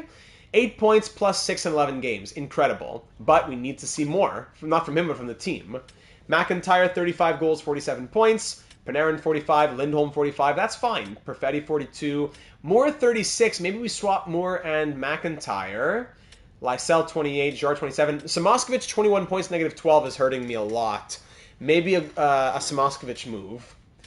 Pajot, Lindell, Romanov, negative 14. Romanov and Samoskevich, maybe. Maybe. We're not done yet for the moves here. We're not done yet. Doughty, 2 points in 11 games, even plus minus. Good. And the goaltending. Corpy, Samoskevich, and Romanov. All not impressing me here. All not impressing me. Let's take a look around the trade blocks around the league. I don't want to wait for the deadline. We're 25 and 24. We need to get something done now. Let's look around the trade blocks in the NHL, and then we'll revisit Pacioretty and anybody else that we had mentioned earlier. Let's check the blocks around the NHL. Just looking at NHL-ready players. I'm not thinking about anybody else.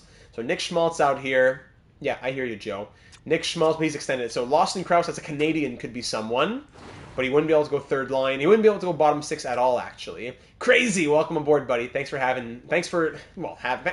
to have you. Thanks for having me in your home.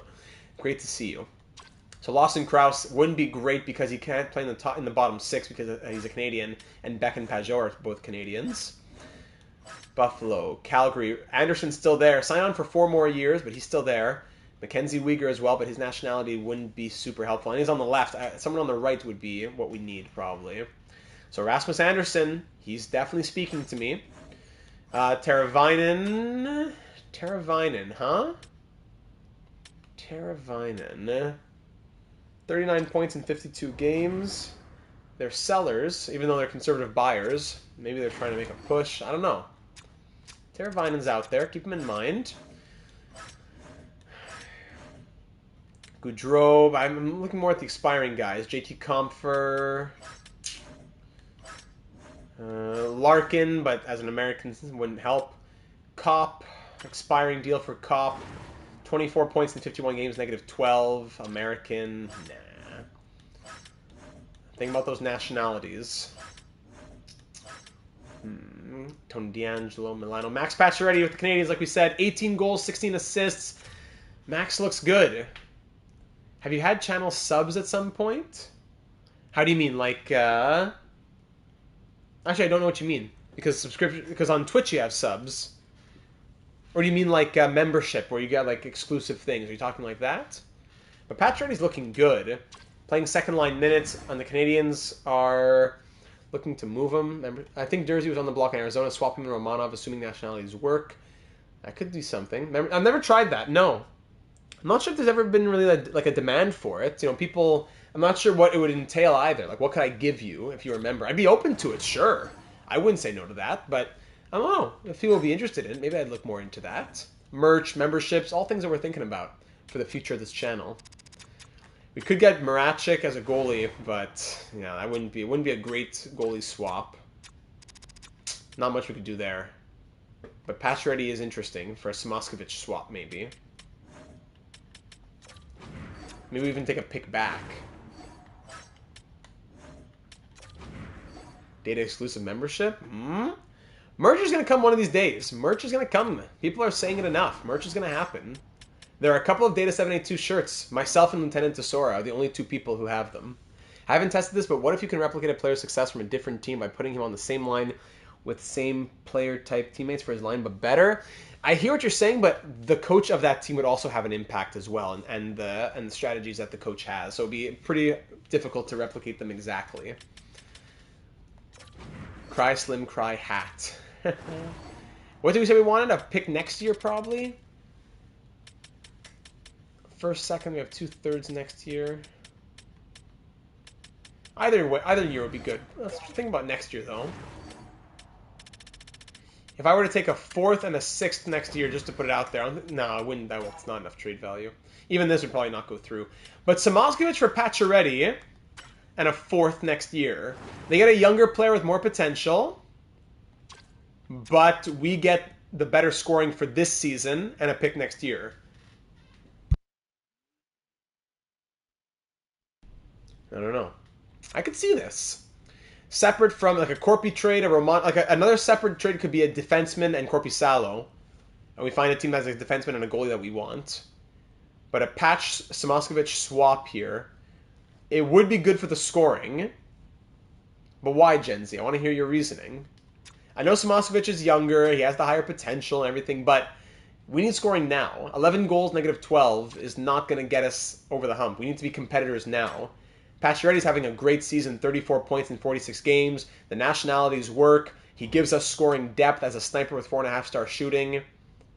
I need to hear a rationale for no as well. Is Markstrom available? Let me check it out. Let's go to the player search. We'll come back to trade blocks in a second. We still have to do our due diligence before we make a deal for anybody. No, he's not on the block. Mackey too young. He is too young, but he's also not going to ever be anything more than a third liner for us. That's the thing. And we have players. We have a lot of young players coming up. So I think Samoskevich is gone soon anyways. Because if we have Hellenius and Stenberg and all these guys, I think there's Mikola or Haikila, whoever the guy was unsigned. We have players who are going to be wanting those third line spots. And Mackey, as an 82 overall, I don't know if he can keep it forever. He's on the Lightning, and they're a bad team as well. 79 overall.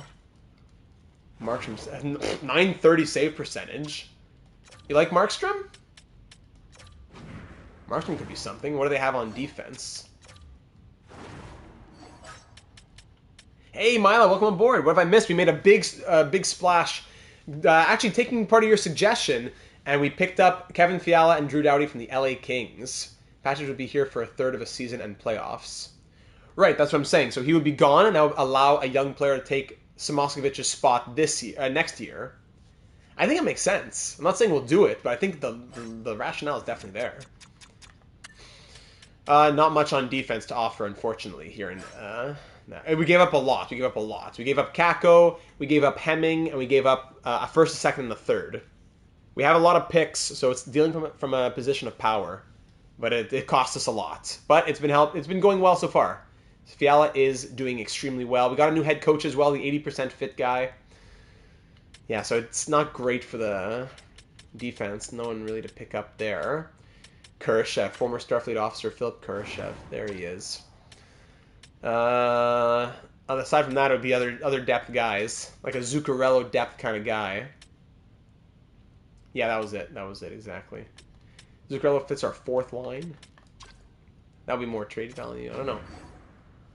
Can we move Zuccarello and Zuccarello and Markstrom? I don't know.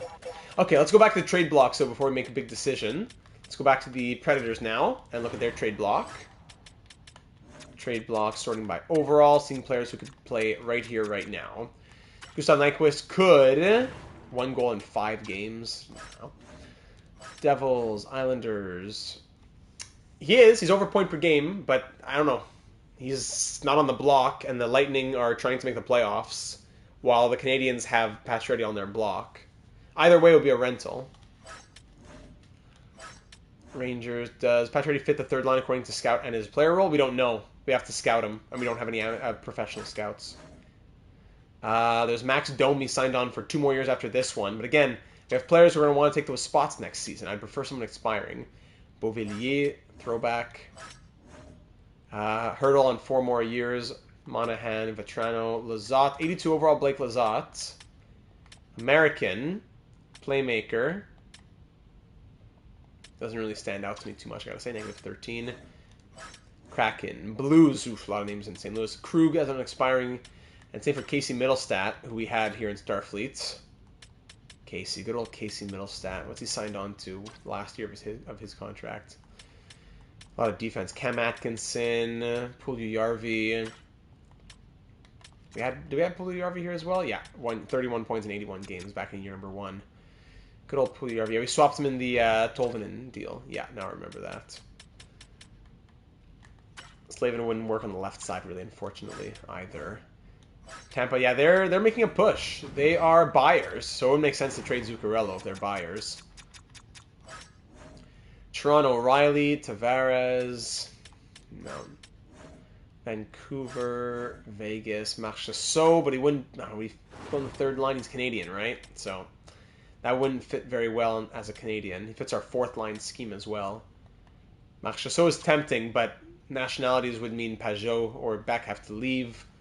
Or he goes in the top 6 and someone comes down from the top 6 to the third line. I don't like it. Nicholas Backstrom, 15 points, -13. Playing like, what, fourth line? Oh. We could save Nicholas Backstrom, but we don't need a centerman. That's the thing as well. And Winnipeg. We need PKers in that bottom 6. We also need scoring, though. I gotta be honest. We also need scoring. I give my left arm for Riley. That's why your top GM data, you won't do it.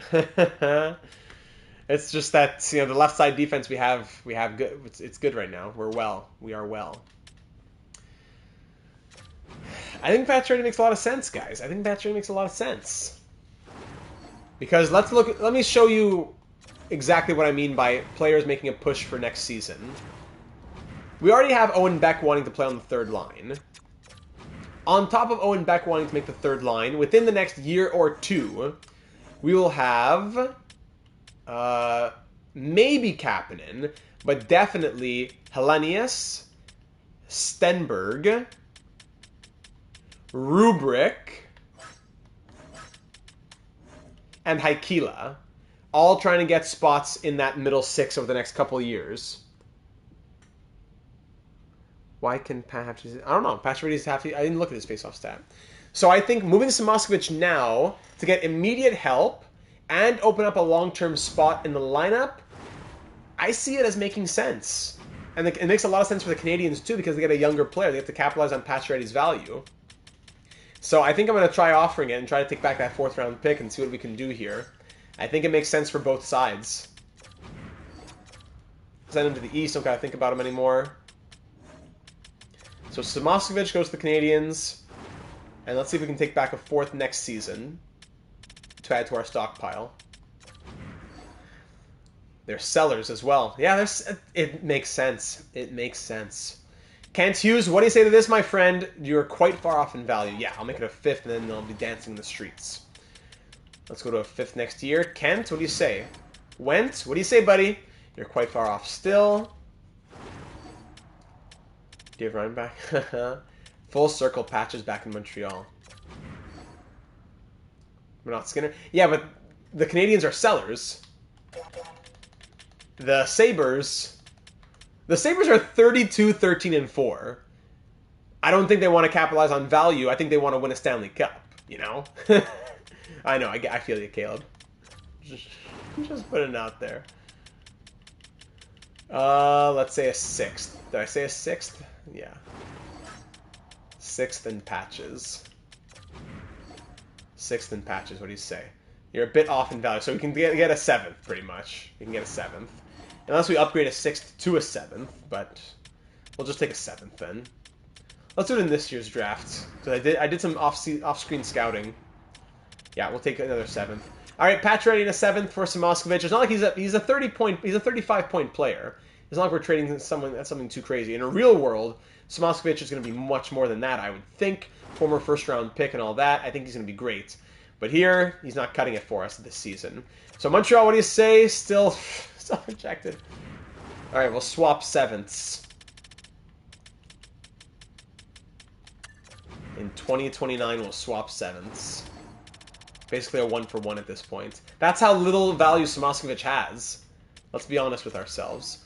All right, trading accepted. Thank you, Kent. Max Pacioretty, welcome to Starfleet. And Maki Samoskevich, good luck in Montreal, my friend. Bienvenue, mon ami.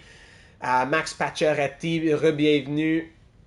Est-ce que c'est la première fois que nous avons Max Pacioretty? Non, depuis NHL 18. LNH 18. Yeah, NHL 18 would be the last time that I had Pacioretty in a series, I think. Last time that GM Data and Max Pacioretty were able to be reunited. So there you go. Let's see what his fit is now. That'll be the big question. I wonder what his fit is going to be. Max Pacioretty. Sniper here. +1. And look at that third line fit. Let's go. Yes. Incredible. Max Pacioretty with a great third line fit. Just trying to stack those former halves. That's exactly what I'm trying to do. That's exactly what I'm trying to do. Okay. Max Pacioretty, welcome to the team, buddy. Very happy to have you. Patches. Common. Data. Wandon. What can I say to Wandon? Mr. W himself. Let's get Patches in here. An even better trade that way. Yes, let's get Patches in there. We'll put him left wing, I suppose. Yeah, myself can play the point-ish. It's the umbrella with Guliev there. All right. Amazing. Very, very happy to see that. Pacioretty, welcome to the team. We still want to think about defense and goaltending, though. We can get more scoring, but we're still thinking defense and goaltending. Let's maybe do a couple games. I don't know. If we swip... Okay, we'll check that here, Gen Z. Maybe we'll do a couple games and see what happens, but the goaltending and the defense is definitely getting on its last legs here. Now it would be a +2, +1. Ooh, I think we have to explore that. As much as I think Pajot is the better guy, let's explore the +2, +1. Let's explore it. Is there going to be another friend? Yes, there is. There's always 2 series per game, but the first series is always the longer one. Well, I mean 2 YouTube series. We're already doing 2 series. 1 YouTube upload, 1 YouTube live stream. We'll have a 3rd series, another YouTube upload. And I would hope maybe even another one. So maybe on live stream make it 4. We'll see. But here we go against the Sharks in San Jose. Facing them on the road. We're 25, 24, and 3. Max Pacioretty making his Starfleet debut. Let's hit it. First period, 2-1. Lauzon opens up the scoring. Owen Beck on the 3rd line ties it up. Then Connor Clifton making a 2-1 game. We're going 6-1 and 3 after this in the next 9 games. Perfect. To just get a created player? Both. I don't want to put a crazy number. I don't think I can just say $1 because then everyone's just going to say, well, where's my created player? Maybe, I don't know, a created player. We'll think of a number. Maybe 10, 15. I don't know. I don't want nothing crazy. Just to make it so that it's not that everybody gets one because I don't have to make a lot. But a couple power plays are killed off. Now the Sharks with it. 2-1 lead here in the second period. Maybe that could be a channel something. Usually I've been doing it that it's the players who are the top players. Max Pacioretty in his Starfleet debut ties it up. Usually it's the players who finish top 5 in our Yahoo Fantasy Leagues. That's usually what I do. Or we could do $79.99 and you buy me the game and you get a player in it. We could try that. But you can wait on the donation. We'll figure something out here. Doggy. So that's 2 goals from the 3rd line. We're leading the shots 24-22 through 40 minutes. Elias Lindholm, our first goal from him in a slow sim in a long time. Captain puts us up 3-2. Thank you very much. From down 2-1. Shots are 32-27 in our favor at the halfway point here. Power play Starfleet. It's an extended opportunity, and it's very extended, and it's going to be killed off by the Sharks. Into the final 5 minutes here with a 1-goal lead. Very much leading the shots, and we hang on tight for the victory. Lindholm gets the game winner, and shots end 41-28. A huge showing from our 3rd line as Beck and Pacioretty score those 2 goals. Well done. +1s from them, +2 from Moore. -2 from McIntyre, though. And we'll take that 3-2 victory. Regulation win, you need to see those. Beck a goal and an assist. Forsberg 26 saves, and the captain gets the GWG. Is created player just for annual... Oh, same... Yeah, Dynasty's going to get in on that. Not the top 5, I don't think, but Dynasty will get in on that as well. We'll figure that out. $200 per X Factor. Sounds good to me. All right, on the road now to face the Canucks. Let's sim a couple games here with Forsberg as goalie, with Pacioretty in the lineup. Let's see how that 3rd line continues to do. 5-4 win. I'm glad we're scoring 5 goals, but we can't keep allowing 4. On the road now against the Dallas Stars. Doughty, ooh, broken nose. Too bad. He's actually not out that long. But Drew Doughty is out. He's been looking good. We love Drew. Drew Doughty. What has he done? 6 points in 14 games. That's actually really surprising for third pair defense. Drew, what a tank. So Doughty will come out and we'll call up, what's his name here? Ginning will have to get called up. Or maybe Hunt. I don't know. We'll call somebody up in the AHL. Defense. How's Ramirez been doing, by the way? We could always call him up. He has 10 points plus 4 in 14 games. You know what? Let's do it. Didn't you already do something along the lines of community members making players for you to create? Yeah, I did. Oh, yeah. We've done that many times. But it's usually been players who have won something or some sort of challenge or stuff like that. Just put the cage on. Come on, Drew. So we'll call up Ramirez. We'll give him another few games. And whatever. 3 weeks? I don't know. And then we'll see if we keep him or if Doughty comes back full-time. I would think Doughty comes back full-time no matter what. But just to see, did that AHL stint wake him up a little bit? So let's go back to Ramirez. Third deep pair with Romanov. He has good fits in the top 2 here. So he would have, yeah, good fit there. Ramirez will play there. Down in the AHL. Could be a creative player challenge. Yeah, so it's always been the top 5 players. The last few years, this is like the 4th year that we do fantasy hockey, I think. It's been the top 5 finishers. Now this year we have 2 divisions. We have because there's almost 40 players between our 2 leagues. Division 1 and Division 2. So it's going to be a lot of created players this year for our second series. We should be dominating the league right now. We've been doing well, but we should be dominating the league. Hobbsy cannot be stopped. No, he cannot. Except in the PWHL, where I'm leading. Hey, how do you put Suzuki there twice? Is Helenius shooting? Good, okay. There we go. And extend it to the top, whatever place I finish in. You got it, Cam. Sounds good. Oh, I'm doing well. I will rub that in. I'm doing very well in our PWHL hockey pool. 5-2 win. Good. 5-2 win. Rowan, welcome to the stream, my friend. We are starting to cruise a little bit here in Starfleet. We are on red alert, and we are doing okay. Here comes a big L. No, 3-2 win. Okay. We are doing okay. We're doing all right. There's win number 30 on the year, ladies and gentlemen. Great to see. Let's keep on going here, hosting the Kings at the Vegas Golden Knights. We win 2-1. Anton Forsberg. Let's go, buddy. Okay, actually, he's out for a while. Ooh, that's tough. All right, Drew Doughty is back. Ramirez, you had what? 1 goal, 7 assists, -14. 1 goal, 7 assists, -14. You now have 1 goal, 7 assists, -12. So in 3 games, he was a +2. That's it.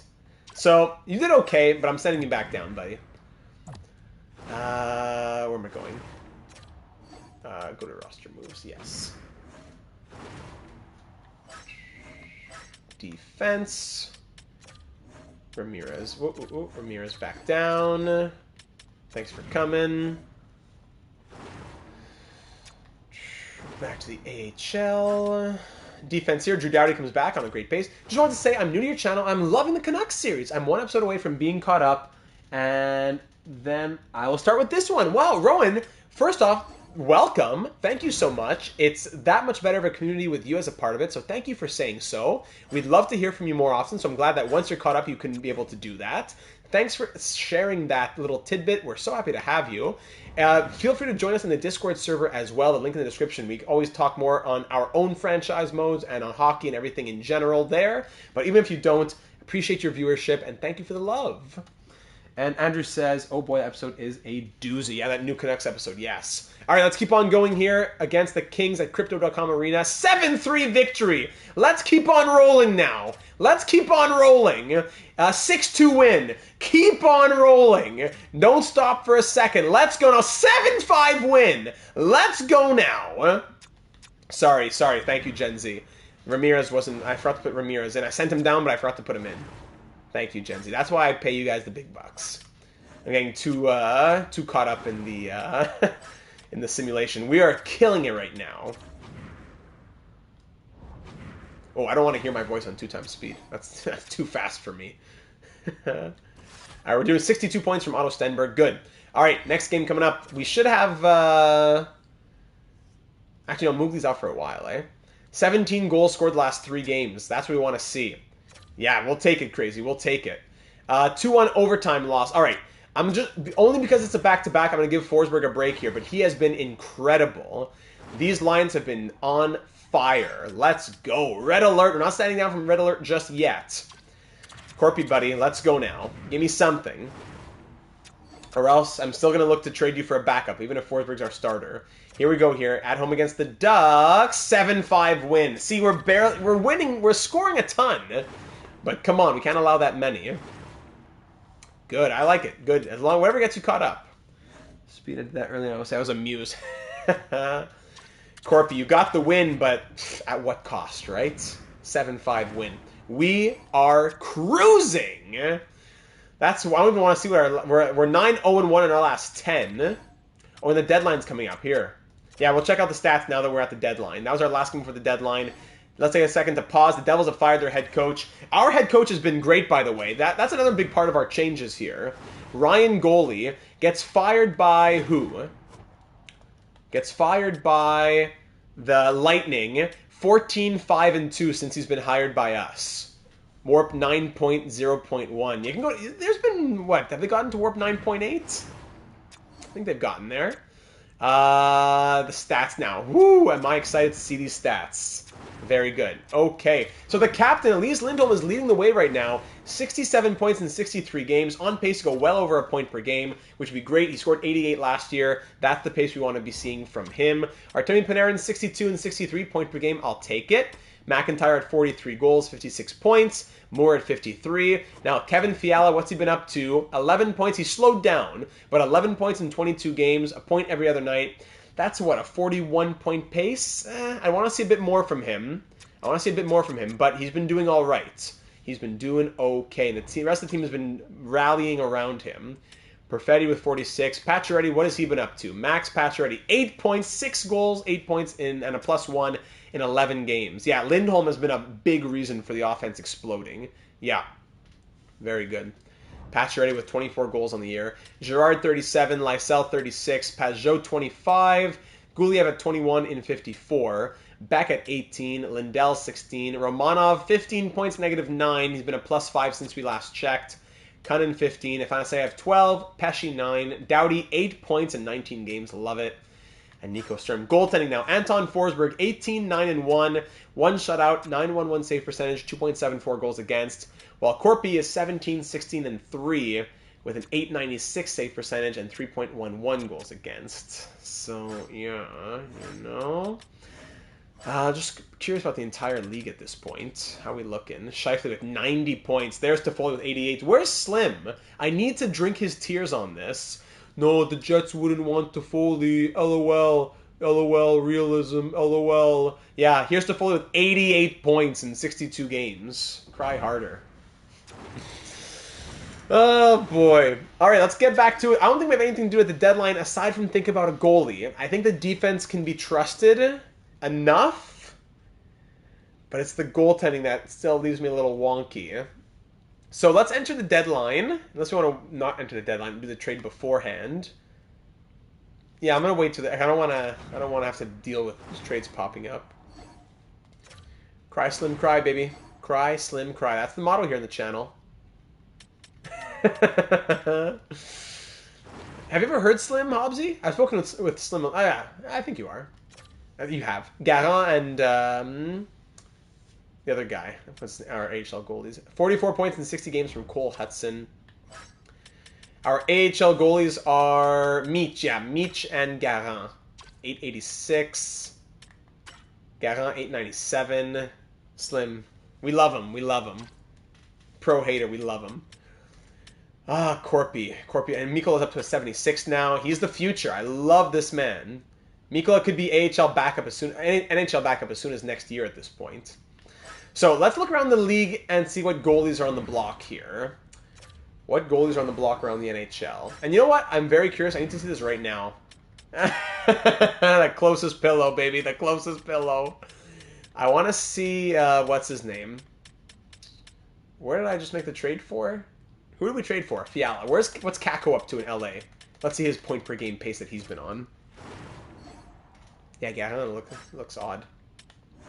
Let's see the point per game pace that Kako's been on here with the Kings. 14 points, negative 16 on a bad team, yeah, but in 21 games. So yeah, much better. 14 and 21, he had 17 and 41. So 3 less points in 20 less games. And how much more ice time is he getting with the Kings? Yeah, like 4 more minutes per night, though. All right, there he is. Good old Capo Kako. And even Hemming is playing in the NHL. 1 assist in 5 games, playing 4th line. Bad decision. Goalies. And let's look at it from the top. Goalies. Kako's a bum. All right. Corpy stats are so annoying. It's so frustrating because he might be better end of the year and be godly for the playoffs. But then we could trade him for, whatever in a pick. I see what you're saying. So Gibson and Blackwood, even Malcolm Subban in here. Do we make a little reunion here with Mackenzie Blackwood? Yeah, you said Mark, so I was curious. Yeah, Markstrom. A little reunion with Blackwood, Vamelka. They have Linus Ullmark here on the block in Boston, but he signed on for 2 more years after this one. Good numbers, but I don't know if I want to commit to Ullmark for 2 more years. Jake Allen, Anthony Stolarz here in Buffalo. No.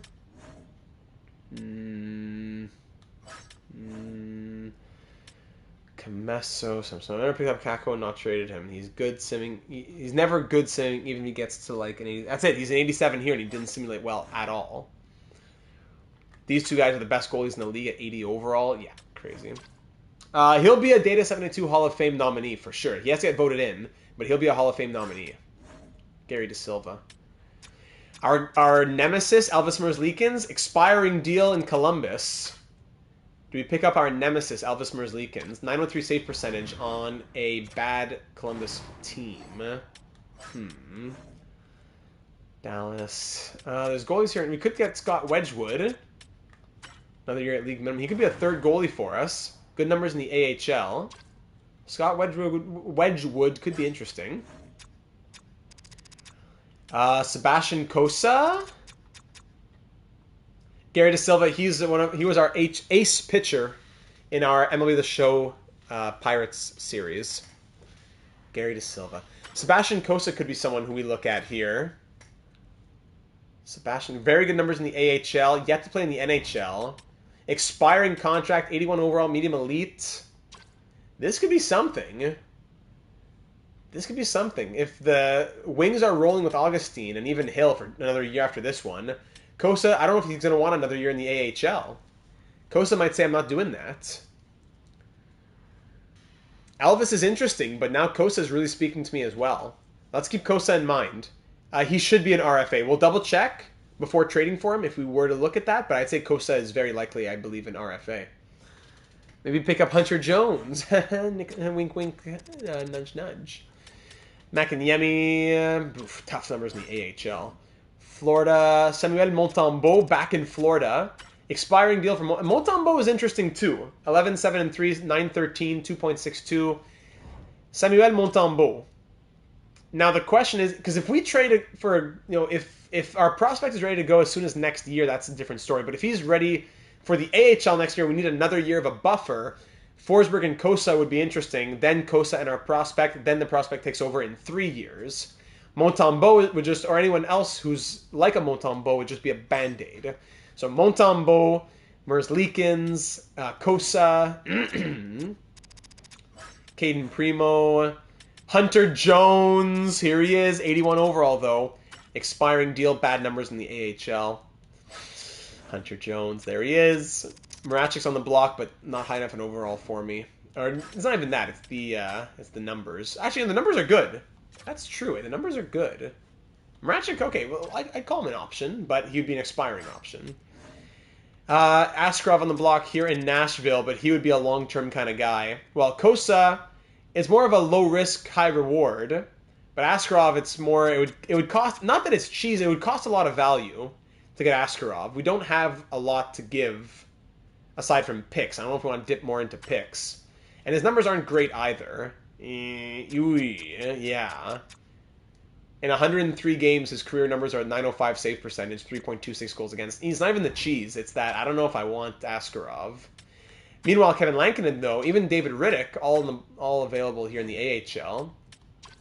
82 overall Kevin Lankinen. 2 more years. 1 more year after this one. Okay. I know, goalies always have such low value unless they're like franchise. Brian Elliott, 41 years of age, and there's even Halak, 2 41-year-olds here in the AHL for New Jersey. Wow. Islanders, Rangers have Wall and Daglin. That wouldn't work. I prefer Kosa. Okay. I hear you. Spencer Knight winning the Vezina there in Ottawa. Yeah, of course. Casey DeGoat. We could get Casey DeGoat. Urson over in Philadelphia. Good numbers from Samuel Urson. Another guy who doesn't have enough room to spread his wings. As Ananen and Harter over here. Pittsburgh, no. San Jose, nope. Could look at Allenfeld, yeah. Look at him in a second. Tampa, Allenfeld, he's on the block, 81 overall. He's on the block. Not bad numbers for Hugo Allenfeld. Hunter Jones. But if I'm going to take a 25-year-old who's 81 or 82, I'd probably take Kosa, who has the elite potential at least. Well, because Allenfeld could be an AHL, could be an NHL backup next year. Meanwhile, Kosa is buried because Hill and Augustine are both there. DeSmith, how's he doing? Woo, tough numbers.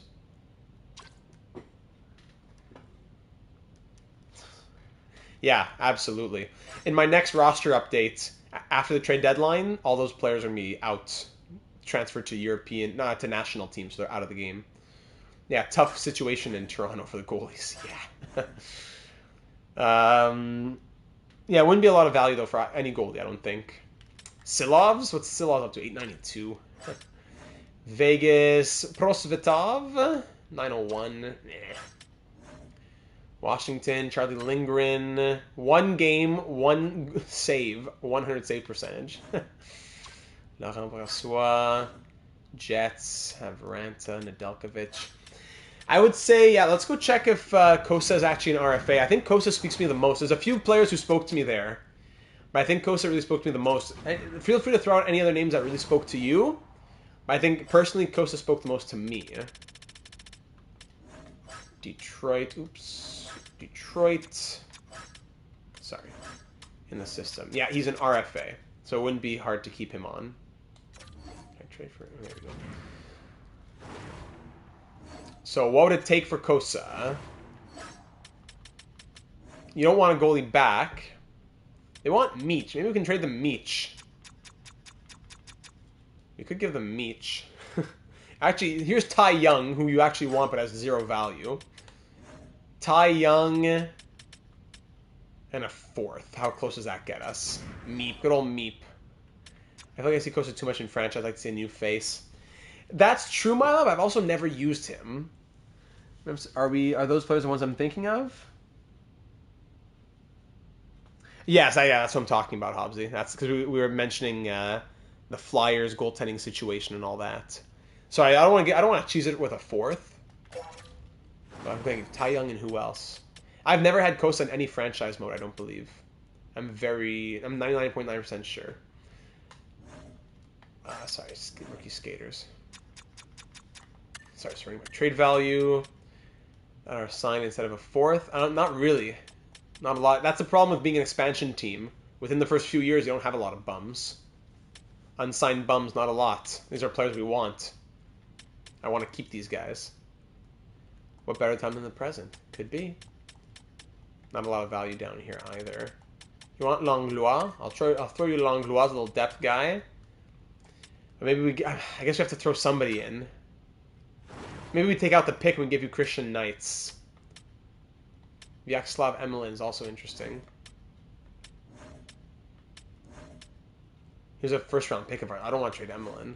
No, why is it showing me Emelin? Oh, no, I was thinking, what's his name? Not Emelin. Pruka. Try to send the trade through as is. It might go through, but I don't know if it makes sense to just give you a 4th round pick and a guy who has negative. We can't even get a 7th for Ty Young. So it would just be like a 4th for Sebastian Cossa. I'd rather give you a prospect and see if I can get something back. So what if I give you Knights? Take out Langlois. Is he? Oh, hold on. Is he a rare country? I gotta go back. I gotta go into the contracts. Yeah, we could look at that, crazy. Where's, what's his name here? Knights. Why can't I see his nationality? That's crazy. Why can't I see? Where's he playing? The National League. Christian, what was his nationality? Why can't I see it? That makes no sense. I know he's a bust for the Wings, but a 4th round pick, I don't know. Is he Swiss? Bang. Thank you. Thank you. So that's valuable to keep then. Maybe we just send a pick. I don't know. If you guys don't think it's cheese, I'll send the 4th. I don't know why you can't see it, though. You should be able to. If you guys don't think it's cheese, then I'll do it. I don't even know if it'll go through. She goes...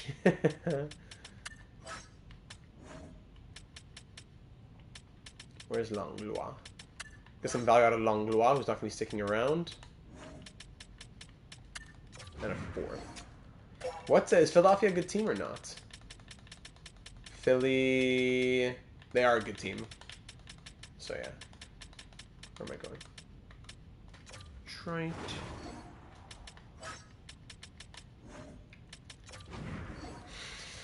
Okay, so you get a couple of young-ish players and a 4th round pick for a guy who's a bust on your team. He was going to walk to free agency. The experiment is over. You're getting at least something for him. I see the logic. I see the logic. What do you say here, Detroit? Trade rejected. You're quite far off in value. Okay. Meep. I want to keep Meep.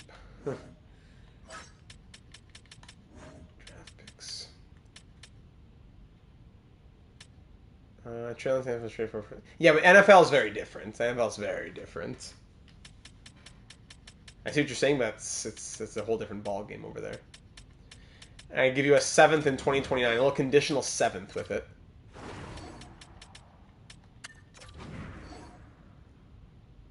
Young's first name? Ty Young. Georgiev, I'm not sure where he's playing. We saw it when we skimmed through all the goalies, but I forget now. 4th and training. All right, a 4th and a 7th in 2029. A 4th in this year's draft and a 7th in 2029 with a couple of our players in exchange for Sebastian Cossa. Could he be a bust here as well? Who knows? But welcome to the team, my friend. Let's get you in here. Let's give you a chance. Corpy's going to be a little healthy. Actually, no. Actually, yes. Yes, Corpy's going to be a healthy scratch because he's signed on beyond this year.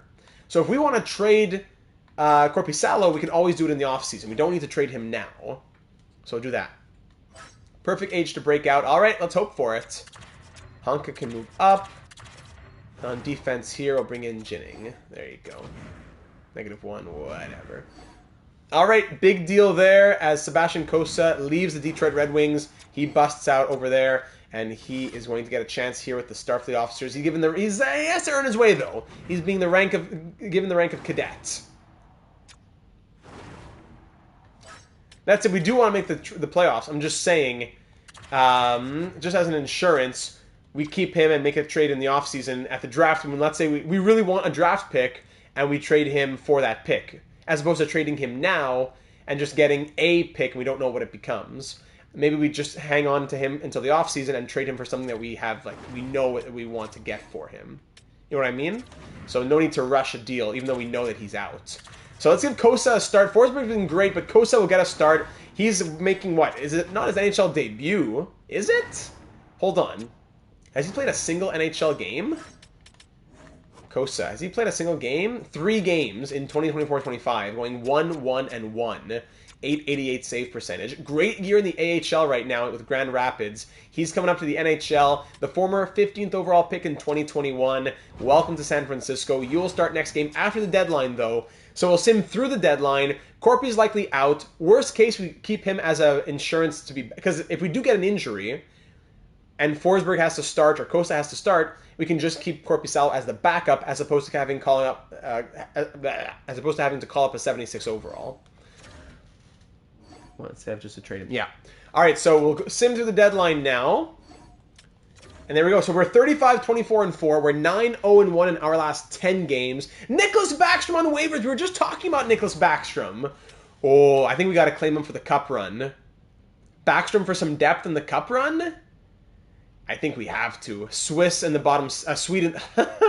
a Swede in the bottom 6 would be very good. Yzerman. Yeah, we're going to claim him. We're going to claim him for sure. Nicholas Backstrom, welcome aboard, buddy. You're going to have to wait and see if you get any playing time, but welcome aboard. Nicholas Backstrom for the cup run. A Swede in the bottom 6. I bet he'll watch him have the perfect fit, eh? We'll check his fit. Yeah, we'll check it. All right, trades around the NHL now. Let's see. So we had our Pacioretty deal. We had our first deal of the season. There we go with our trade there. McMichael. Okay, so Danault going to the Senators.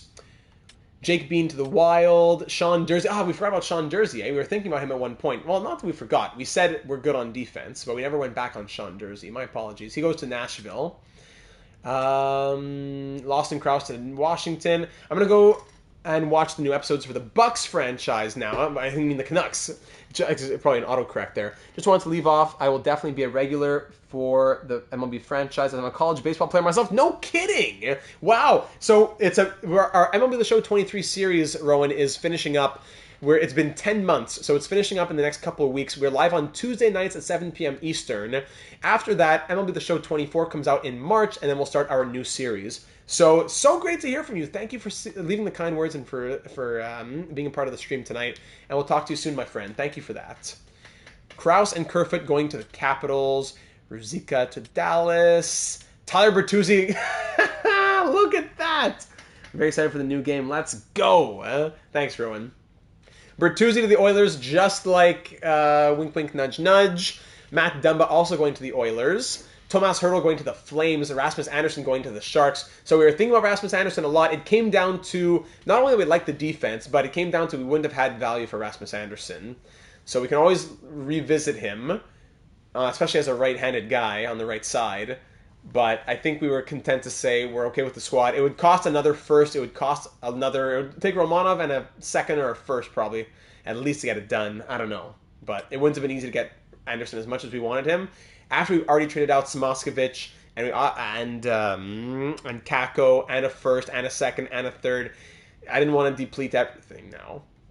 Teddy Bluger, Oliver Moore going to the Rangers, Marino to the Capitals, Michael Rasmussen to the Preds.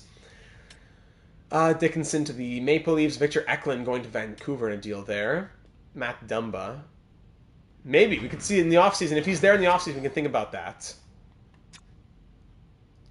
Yeah, we can see what happens. And also, we want to see progress reports, right? Well, at this point, may as well wait to the end of the year. All right, so Sebastian Cossa making his Starfleet debut here on the road at PNC Arena. Between the pipes, let's hope for something good. Worst case, Forsberg's going to come back, but let's hope for a nice debut for Sebastian.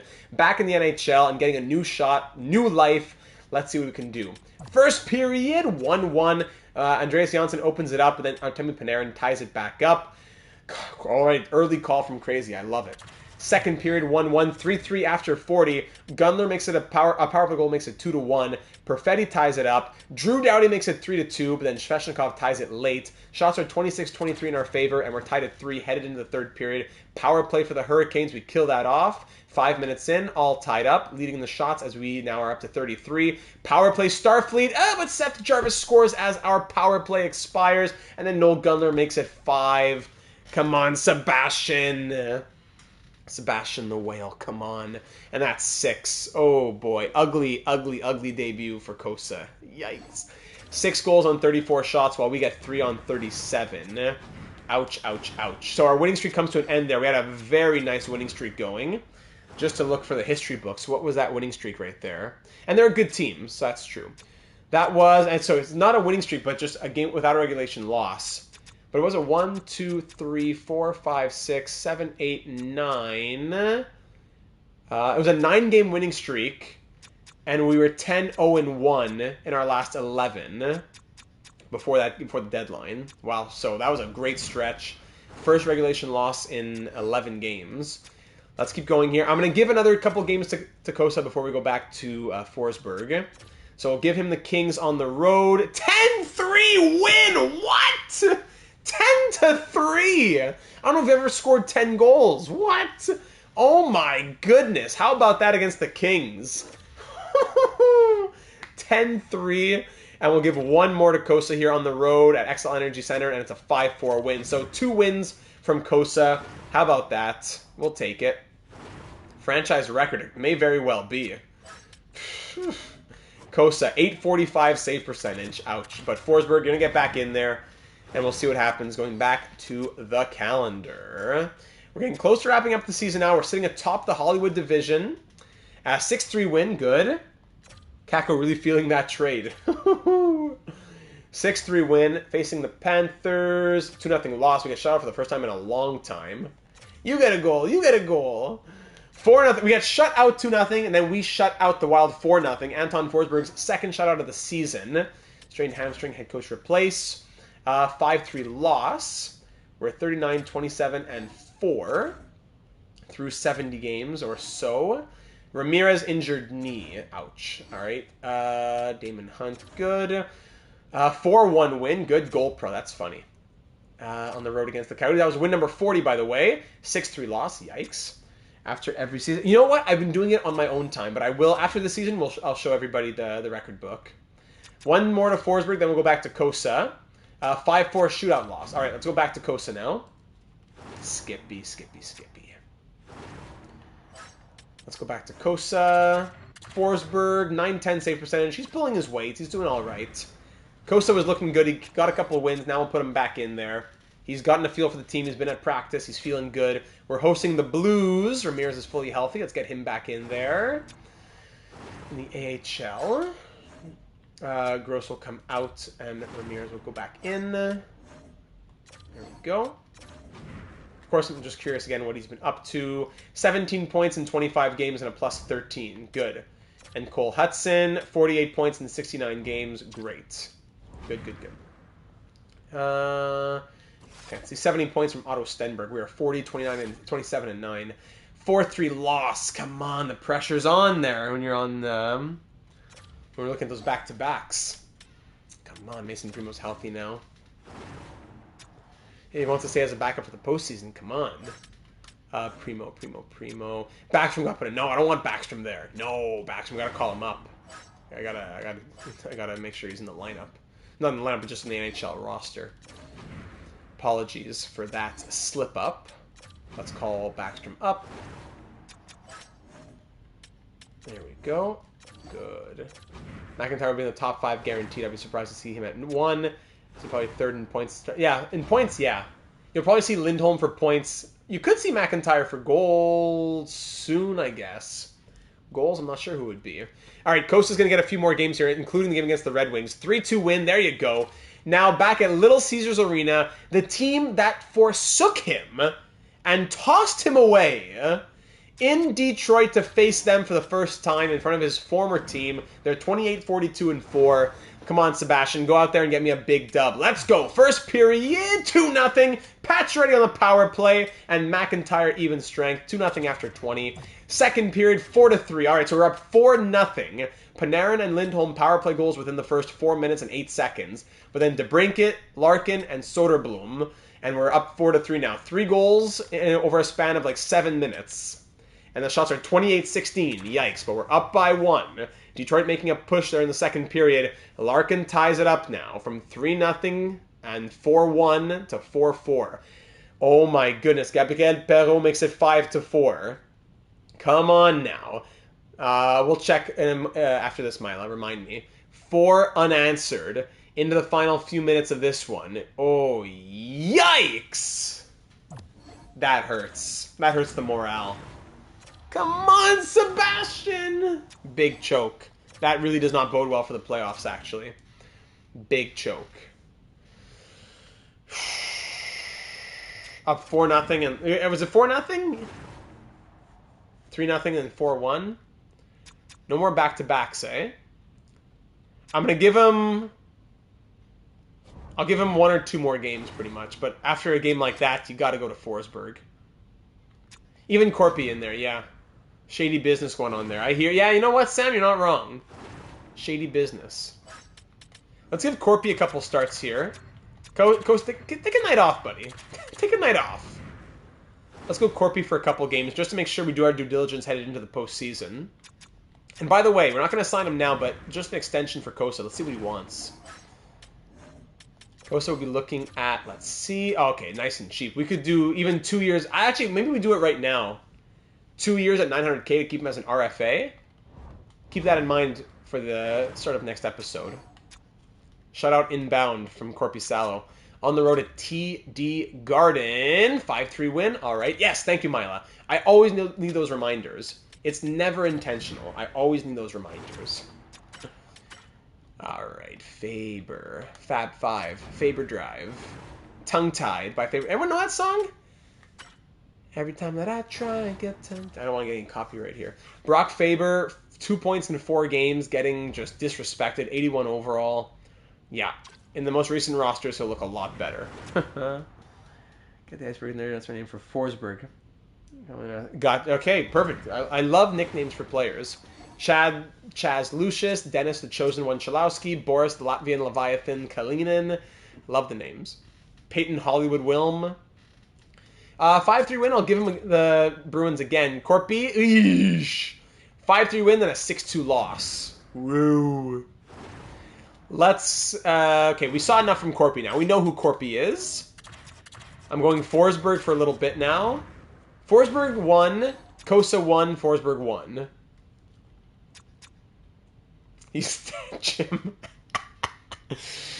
That's good. All right, here we go. Game 79 against the Blackhawks, 4-3 loss. Oosh. Don't tell me we're getting close to a wild, like, dropping out here. Let me just make sure that we're not getting close to falling out here. If I look at the Alpha Quadrant. 125, 122. Okay, we should be safe enough here. We haven't clinched yet, though. We should be safe enough. I prefer not to be a wildcard team, though. Here, let's go back. The Jets, 50, 19, and 10 are the Jets here at Canada Life Center. We're going to go Kosa, Forsberg, probably, to end the season. Kosa, this is your last start, baby. Come on. Yeah, I hear you, Mila. I hear you. At the Canada Life Center. Let's do it. First period, 3-0. Okay, San Francisco, I see you. Our 3 acquisitions. Isn't that, how poetic is that? Pacioretty, Fiala, and Doughty. Is that not poetry? 3 goals in the first period, we're up 3-0. Second period, 5-0 McIntyre Lindholm. Against the best, one of the best teams in the NHL.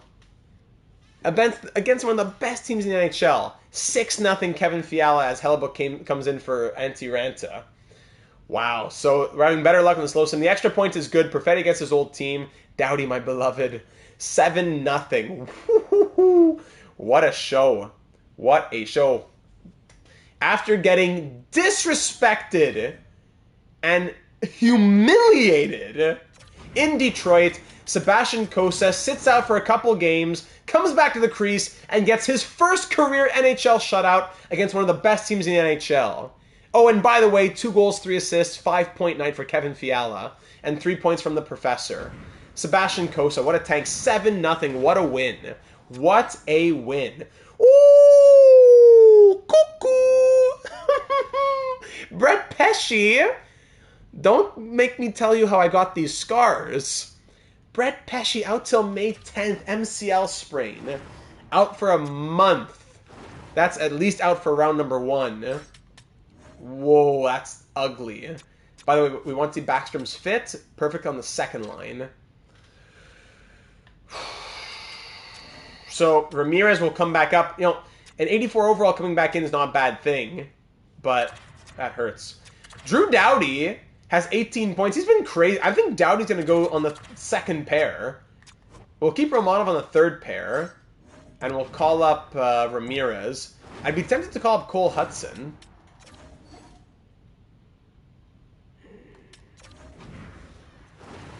Okay. Mila, you're the best, Mila. Okay. So, Ramirez will come up. Maybe even Cole Hudson, but let's give Ramirez the end of the year. RJ, well, you missed a good bit, I'll tell you that. Feel free to go back and check it out. We're about to wrap it up in the next, I'd say, 10-15 minutes. Probably more like 15 minutes. But it's been a solid half of the second half. We were on red alert. We still are. But we're maybe moving down to yellow alert. And things are doing... we're doing all right. Ramirez will go left because Romanov can play right. Yeah, okay. Jalen Ramirez will go left. Okay, we'll give him the end of the year and see if he can impress us. 1 goal, 7 assists, -12. In the AHL, he scored 20 points in 30 games with a +14. So Jalen Ramirez is back. We could... No losing streak. We're doing well. We could put Ramirez on the second pair. Because Doughty's doing very well with Romanov on the third pair. And you know what? Ramirez didn't do well with Romanov on the third pair. So let's do that. Yeah, let's try it. Let's try it. Let's see what happens. And Lindell on the top pair has been doing very well as well. Mobley's still out. So Hunt can come up. Anderson comes up. And Gross will go in there.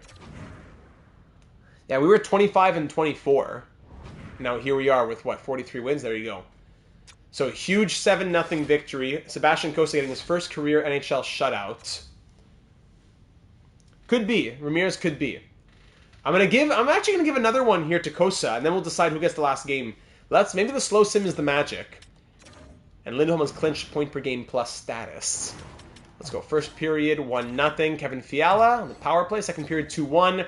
Cossa allows his first goal in over 4 periods.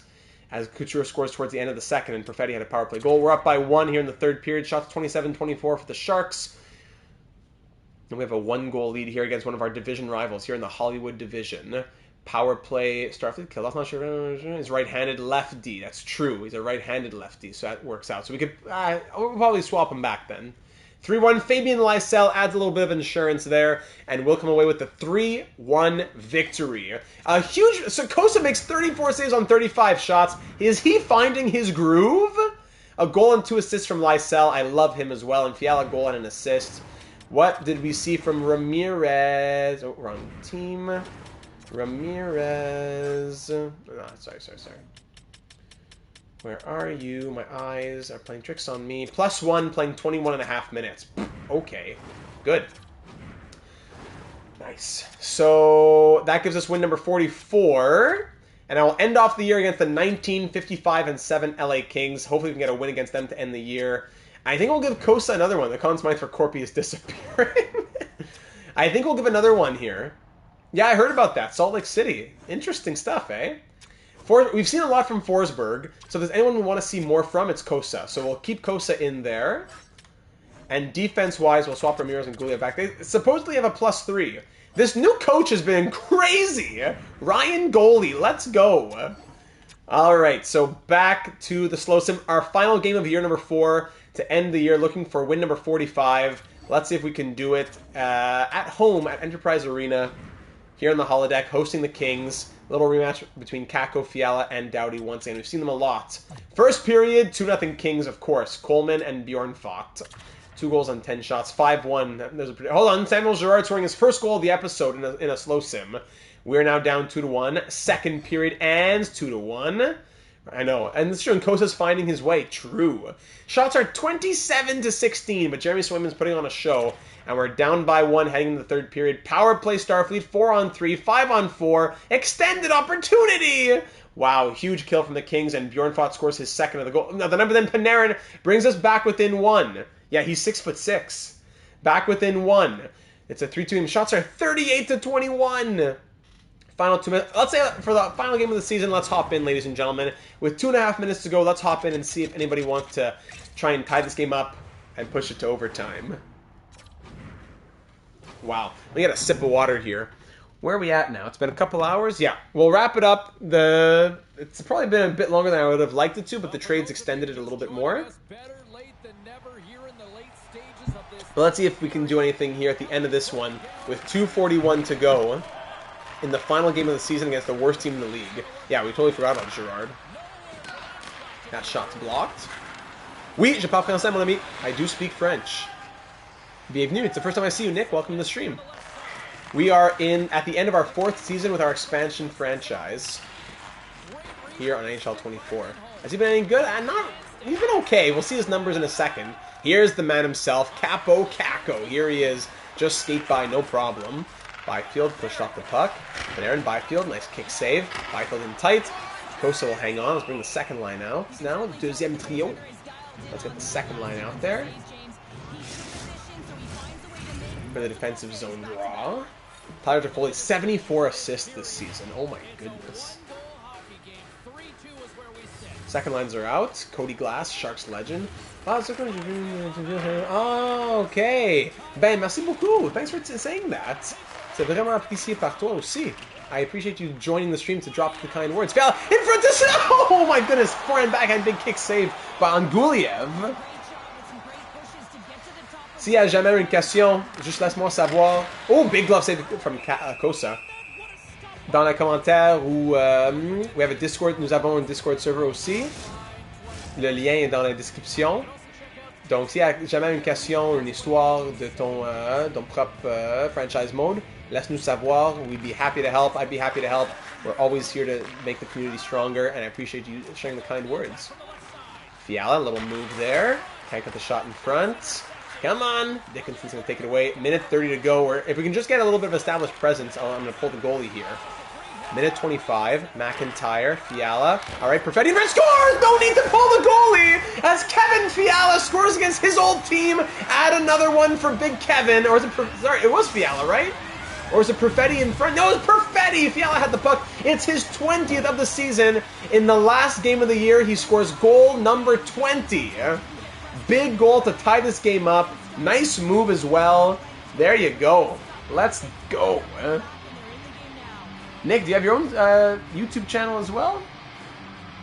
I see Nick says _YT.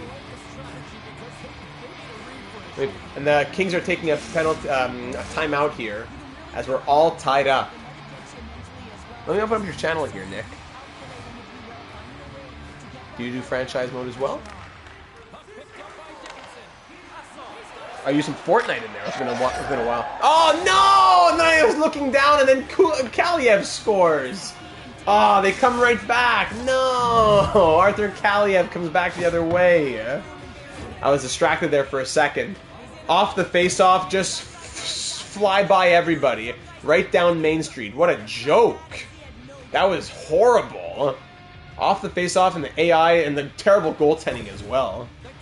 Nick, sorry, no problem, man. Keep up the good work. I'm actually stuck in my franchise. I created every single college hockey team, and I'm always restarting my franchise because I find new teams to add. Ah, that's a good question. That's a good problem to have, though. Cool stuff, Nick. Well, if you want to join the Discord server, our link in the description for that. To talk about our franchise modes, our own, give advice to each other. We talk about the real world. We talk about hockey, baseball, football, basketball.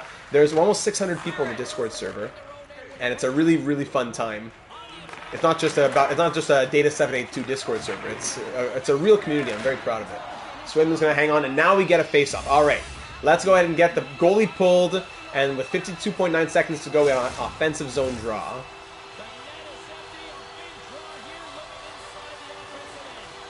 Here we go. Lindholm at the dot. He wins it back. Here we go. Lindell Panarin. Ooh, got a little weird shot off. All right. And they're just going to be allowed to walk out of the zone. No problem. Yarn Crow, Kaliev. Oh, at least they blocked the shot, but then he's going to get the rebound there. Of course. This guy wants to have a fight? What kind of celebration is that? When you score an empty netter on the road. You're the worst team in the NHL. You have 19 wins, and you're going to react like that? No. Low character moment. Alright, so our last game of the year ends in a loss. We did well. We had a little comeback, but that goal off the faceoff was ridiculous. Yeah, he wants the smoke. Come on now. Yeah, Girard just let him walk by. Still got a chance for something. Let's go, Samuel. Pats in! Pats in! Lindholm. Oh, I don't know if that was a power play. Let's pull the goalie here for the power. I don't know if that was a poster, if it was a, what am I saying, a poster or a toe. Let's make sure we get the goalie pulled here. Okay, it's all good. Okay. I'm not going to call timeout yet because we still have a lot of energy. Power play, 27.4 to go, 6 on 4. We're 0 for 5 on the power play tonight with 3 shots. That's it. Gerard from the point can't get it through traffic. Hold on, broken up. Pacioretty blocked. Come on, Avery. Little backhand. Rebel. Hey, Dad, I've been binge watching your NHL series. Finally caught a stream. I'm almost caught up, so I'm not going to stick around for spoilers. Oh, okay, perfect. Well, thank you for letting me know. Thank you for the kind words as well, Rebel. I'm glad you've been catching up. A lot of nice comments tonight, everybody. Thank you for the love. Rebel, we look forward to having you caught up live. Thank you for dropping in and saying hello. Hope you've been enjoying the binge watching experience as well. And if there's anything that if you want to share, comments along the way, I would love to see them. But hopefully you'll be caught up soon, and we can discuss from there, spoiler free. All right, so this one ends 5-3 the final with the empty netter added in. Shots end 46-28, but we drop it against the worst team in the league. End off the year. So, ladies and gentlemen, we had a great second half. We were 1 game above 500. We end, what? 11 games above 500. I low-key think EA should TV timeout where they show a quick cutscene with players going to the bench and then an ad plays. And then if you play an ad, click here to play an ad and get your stamina back. And then that's another way for EA to make some more money, right? Yeah, we'll get those season stats. Yeah, Darude Sandstrom's always going to be a classic.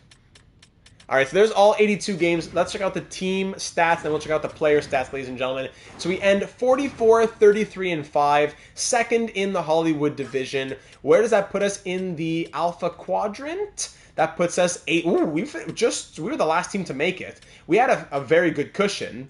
And you might be saying, why the points? It's 3 points for a win in our custom league. 3 points for a win, 2 points for overtime loss, 1 point for a shootout loss. I think that's what it was. And no points for a loss. I believe that's what it was, I think. I forget. I have to look back at the formats. There was 3-2-1, though. Oh, yeah, there's a lot of things. Don't get me started here, Nick. There's a lot of things. So, are we in the wild card? Because Vegas is in the wild card as well. So, I guess ourselves and Vegas are in the wild card there. I guess. Oh, that's unfortunate. So, if we got that win, we wouldn't have been in the wild card. Oh, man. Extra little thing to be worried about now. Great. In the entire NHL... we finish 15th. All right, 15th. 44, 33, and 5. 3.4 goals for per game. 8, 9, 10, 11. 11th in the league for goals for. 3.09 goals against per game. Some of the lowest there as well. 8, 9, 10. Tied for 10th. Okay, good. Around there. Well, there's a few teams that are tied above us as well. Power play of 25.1% was best in the NHL by about 3%, or what, 2.9%. Had an amazing stream. Love the fit and change that came with Pat. Also, the Smythe run for Corbett Settles back on. Thanks, Crazy. Appreciate you. Have a good night, my friend. We'll talk soon. And the penalty kill ends at 84.8%, which again, 8, 9, 10. Yeah, so around 10th for the power play, for that penalty kill, and the goals for and against. We were better on the road, 4, 5, and 1 in our last 10. Interesting. All right, so they're the team stats. Now the player stats, the moment we've all been waiting for. Let me grab a sip here. We start looking at these. I already love it. I already love what I see. All right. Next stream. So we stream every Tuesday and Thursday, Nick. If there's ever a change, I have a schedule for the streams in Discord server. On top of that, there's sometimes weekend streams, surprise weekend streams, but every Tuesday and Thursday. Tuesday for MLB, Thursday for NHL franchise, both for franchise. And we have uploads of our other NHL franchise mode in between, guide videos, career simulations. We've done 25 career simulations. Most recently, we did Lekaramaki. So yeah, there's a lot going on. So Lindholm, in the end, love it. Love it, love it, love it. Nick, you're a gem. 87 points from Lindholm. This is what we like to see from him. This is what we're starting to expect from him now. High 80s, point per game plus, good. Big playmaking season from him. Career high of 64 assists. That might be a franchise high as well. 25 power play points. Shooting at a low percentage, but Lindholm, our captain, he did well. Yes, you did hear right, Joe. Sporkle Sports Quiz Saturday on coming up in a couple days. Leave suggestions on what quiz you'd like to see, and if I can do it, then I will. So Lindholm looked good. Artemi Panarin now. Point per game is good. But we were hoping for... Oh, yes. Thank you, Andrew. We were hoping for in the 90s, maybe even 100. We were hoping for the 90s. Point per game is still good. And you know what? The pace that he was on at times was scary. He turned it around in the second half. I'm content with point per game. But I would like him to... I hope that he keeps up with that over the next season as well. I wouldn't do well on a Super Bowl 1 mark. So Panarin, not as much as we would have hoped for, but I would say it's acceptable.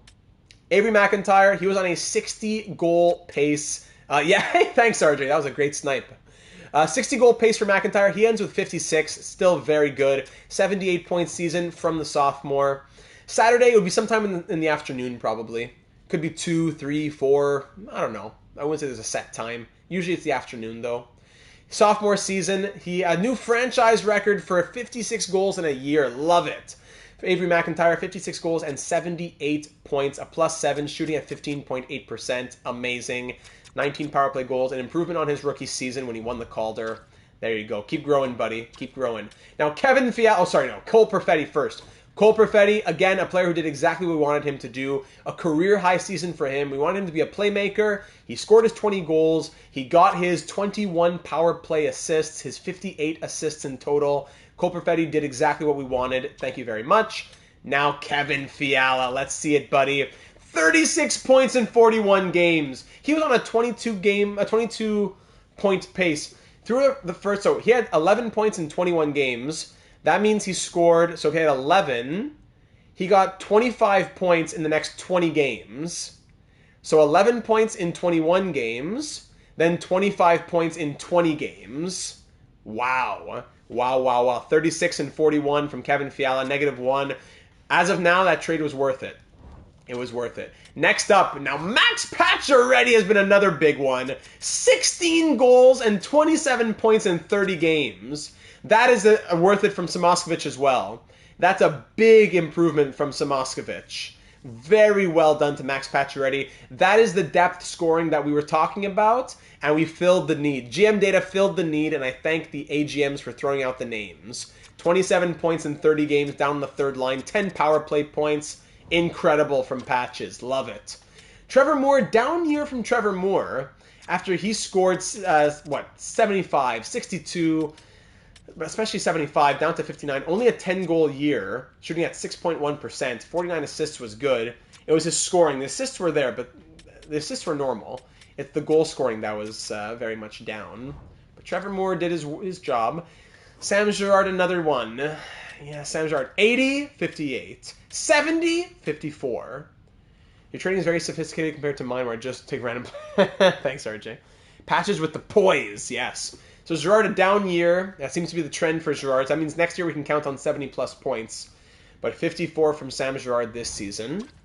Fabian Lysell in his sophomore year. Well done to Fabian Lysell, 47 points. -11, but a big improvement from last year. I like it. He did well. He had increased role this season, playing 1409. Yep, Fabian, buddy. Well done. Former first-round pick of the Bruins. Mikhail Guliev, 33 points in 73 games. He slowed down a little bit, but I will still very much take 33 points from an 80 overall in his rookie season, playing 20 minutes per night. He finally got his NHL minutes, and they were worth it. Well done to Mikhail Guliev, who we got from the Avalanche back in year number 1. Jean-Gabriel Pajot, definitely a bit of a slower year, but he's in that bottom 6 penalty-killing defensive role now. 26-point season from him. Bravo, mon ami. He did well enough. We are content with him. But I don't think we keep him. When we signed him to the 3-year deal, we knew that we weren't going to keep him for all 3 years. So do we keep him for at least one more? We'll see. Owen Beck played on the third line in the second half of the year mostly. His ice time went up by a couple minutes. He got 25 points in the end, which was 5 more than his rookie season when he was playing 9-13. So 3 out of his 9 goals, a third of his goals in year number 1 were game winners. Half of his goals in year number 2 were game winners. So 3 out of 9 and 5 out of 10. He loves game winners. Guliev, future Lady Bing? Maybe. Only 2 penalty minutes. Look at that. Esa Lindell, 22 points, +9. Big bounce back year. We weren't happy with him last year. Or actually more in the postseason, actually, right? 4 assists, -4. But yeah, good year from him. Backstrom, we didn't play him at all, but he's out here.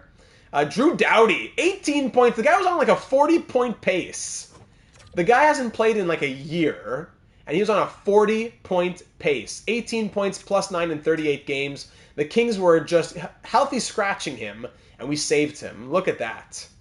Any data to offset this pain? I'll help you, Skippy. I'll do my best. Drew Doughty, what a tank. Romanov did not impress. 18 points, -8. He did not impress this year. The last couple of years, combined negative 17 the last couple seasons.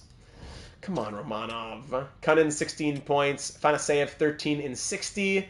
Pesce, 11 and negative 6. Brett Pesce, 1 goal. He scored 11 last year and 16 in year number 1. Kings, disrespectful. Ramirez, what did he end with? So, no points.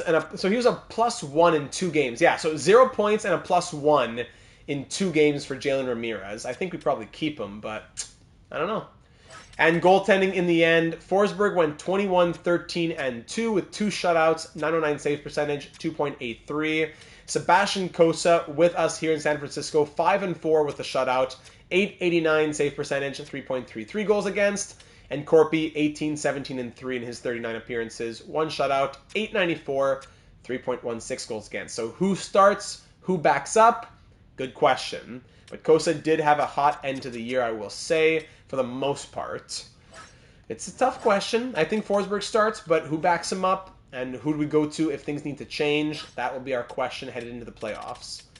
In the entire NHL, Mark Scheifele and Tyler Toffoli tie, and then Scheifele wins the Art Ross with more goals with 102 points. Wow, the Jets look good. McDavid, Crosby, Bratt all with 97. Matthew Poitras with 93 points. Oh my goodness, wow. Matthew Poitras with 93 points. Other goalies I've seen tend to struggle. That's true.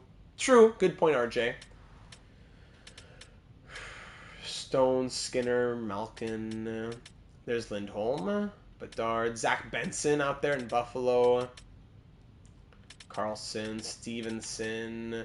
Joe Pavelski. How old is he now? 42? 42. Defenseman in the NHL, Adam Fox with 75, Makar 72, and goalies, let's say minimum 30 games played, 41 wins from Carter Hart, who will not be playing in 2027, by 2027 I mean. Of course, there's our good friend Spencer Knight, 919. Did he have the best save percentage? Is he going to win the let's go minimum 40 games? Is he going to win the Vezina? In his first year out of Starfleet? Probably. Yep, probably. 919, 2.65 goals against. Yep. Arvid Holm, 30 wins as an 80 overall. Ridiculous. Yep. Let's go back to normal here. 1 game played. Gen Z said who scored the most goals. That would be Avery McIntyre. Oh, look at that! Rocket Richard for Avery McIntyre. Year number 1, he wins the Calder. Year number 2, McIntyre wins the Rocket Richard. 56 goals are the most in the NHL. Look at that hardware for the professor. Wonderful. Well done. Great news right there. Love it. Love it. Anything else we want to see? Yes, our old friends. Anybody that we want to check in on? We want to see... Just not a passer. Oh, I agree, Mila. I agree. He'll be out soon enough. The Canadians. So how did Mackey do? Mackey, there's 68 points, Slavkovsky. Just to put it out there. Mackey, what did he do in the end? Mackey, 17 points and a -2 in 31 games. Good for him. That's like a 50-some point pace. Only playing 11-11 per night. Of course. But I'm content with Pacioretty. And the Kings, what did Kako do in the end? Kako, -54! Was that a league record? 21 points and a -36 in 40 games. Yeah, we had to get him out of there. Oh my goodness. -54? Toffoli +47. And yeah, and -50 for Sam Dickinson as well. Oh my goodness. -54? Wow. Okay, so a few things you want to do to wrap it up here. Yeah, that was a good sell. Let's just check out our franchise records through 4 years now. Let's see our record book through 4 years. How are things looking in San Francisco? Forget the beta quadrant. Kako went to the shadow realm. That's good. That's good, Dice. That's good. All right. Starfleet, let's see. So through our 4 seasons so far, Elias Lindholm leads the franchise for most points at 327. Seasons played, don't worry about that. Most assists, Gerard at 227. Games played, Pesci at 326. I wonder if he's tied with anybody. Romanov, penalty minutes at 171. Spencer Knight, most shutouts in a season at 6. Most wins at 58. And most goals, 109 from Elias Lindholm. Let's see, single season records. Any new this year? No, none new this year. So, yeah, games 82, of course. Shutouts 5. How is it 5, though? We just said it was 6. Oh, no, that was all time. Sorry. Romanov, most penalty minutes. Goals, 56. Oh, yeah, sorry. That is, the one new one is the goals. My eyes are not up to snuff yet. Avery passes Lindholm next year? Could be. I think Buffalo would have been mad, probably. With Kako, yeah. Most points in a single season, Toffoli 93, assists Girard 72, and wins Knight at 34 in a season. Yeah, not in a single year. I was going to say, when did Spencer Knight win 58 games in a season, right? That would be something if the Kings were to do that. Rookie records now. Lysell, Kosa with our first ever rookie shutout in franchise history. Then Dostal in there as well, McIntyre, Lysell. And single game records, no new ones this year. Most saves, Dostal at 45. Assists, Varanas probably tied with a few players at 4. McIntyre 4 goals, Lindholm 6 points. They're the franchise records so far, ladies and gentlemen. We'll look at player growth as well to end off the episode. Let's advance a day. Lincoln McIntyre's distant relative? Maybe. In the AHL, we finish 45, 27, and 10. Otto Stenberg, 76-point season from him. Very good. In round number 1, are we playing or are we in the wild card? I guess we are, eh? Wild card. Yeah, we're playing Vegas in the wild card. Canadians and Panthers. And where did the Senators finish? Good question. Because we have their first round pick. Senators finished 8th in the league. The Kings, I think, I'm pretty sure they still have Kopitar. So we got to face Vegas in the wild card. And Montreal and Florida also in the wild card. And if we win, we face Colorado or Winnipeg. Wow. But you know what? I'm confident in this squad. I'm upset that we couldn't just get 1 or 2 more points and be out of the wild card. But I'm content with this team. I'm happy with this team, and I think that we can do something in the postseason. I think we can make some noise. I think we can make some noise in the 2027 postseason, ladies and gentlemen. Let's go ahead and just check out Vegas's lines before we call it an episode. Because now we're at 2 hours 40. Let's call it now. It was a lengthy episode for good reason, but let's call it. Vegas. Chandler Stevenson, Jack Eichel, and Mark Stone, 3 of the league leaders in points. Right there, and that's going to be a scary top line. Marchessault, Roy, and Podkolzin on the second. Costin, Carlson, and Carrier on the third. Kapla, and Denisenko, Brisson, and Holmstrom on the fourth. I love Kapla. Defense. Now, this is where we could capitalize on defense here. Let those tears out, baby. Thank you, RJ. Rosen and Korzak on the first pair. Whitecloud and Dahan, Petrangelo and Peak. So the defense all between 77 and 84. So this could be where we capitalize on Vegas. They have that first line, which is incredible. But after that, not too great. And it's Logan Thompson backing them up on... what's it called? Actually, Michael Bunting's also injured. Logan Thompson is starting, and Robin Leonard's backing them up. Yeah, Logan Thompson. Of course, I was going to say, we had him. How come he's back in Vegas, though? So, yes, we had Logan Thompson, of course. An original Starfleet member. We got him from Vegas.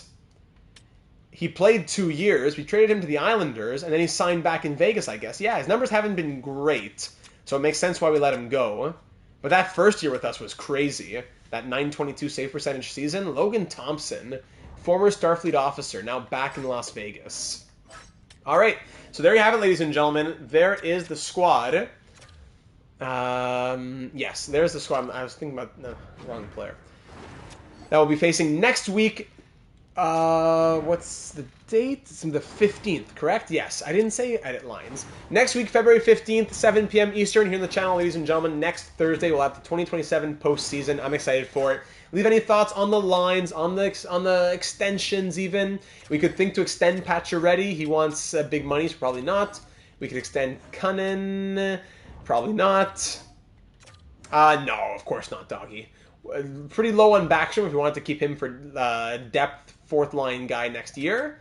And Doughty wanted 11 million, making 11 million. Now we take 1.9. I don't know if we extend any of these guys. Costa's the big one who we could extend at like league minimum, which would be great. No, we didn't check progress reports yet.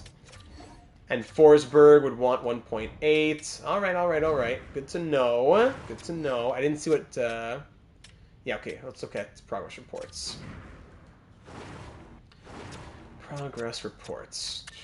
So Fiala, yeah, looking great with a little bit of statistical growth. Yep. I don't know. I don't know about that one, doggy. Not a lot of changes here in the NHL. Oh, I didn't... that's true. Someone did do that. Dice. Let's look at in the system now. In the system, oh, okay, here we go. Pruka up 24 modifications to 25 modifiers, up to 56, sorry, from 24 modifiers.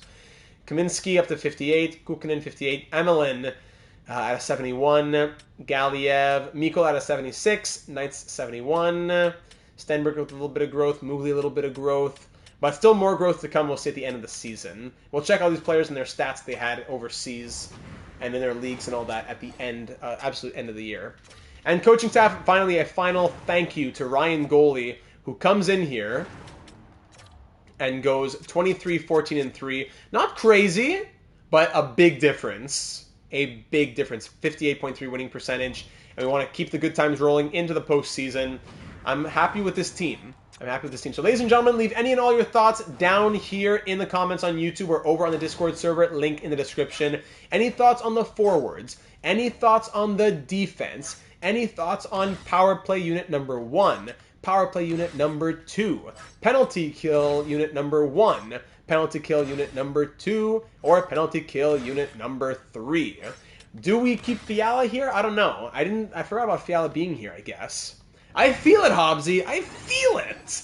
I like this team in the slow sim especially as well. It's been up and down, but I like them. Remember that we also have the injury to... I don't think he was on both. Pesci is back May 10th. So that's still like 3.5 weeks away. Was Fiala on both? No, I would be shocked, but... Let me just double check that. Come on. There we go. Penalty kill. Pajot Fiala... And then, oh my goodness, yes, Lindholm Fiala. Good catch. And Perfetti back. I mean, he's been doing well, right? And he has 2 shorthanded goals. Do we keep him there? I mean, on one of them, I mean?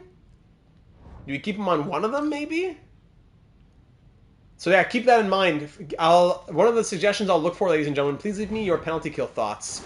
If I have to request something for you to suggest, please keep your penalty kill thoughts in mind. So let's say in theory, we goes all the way.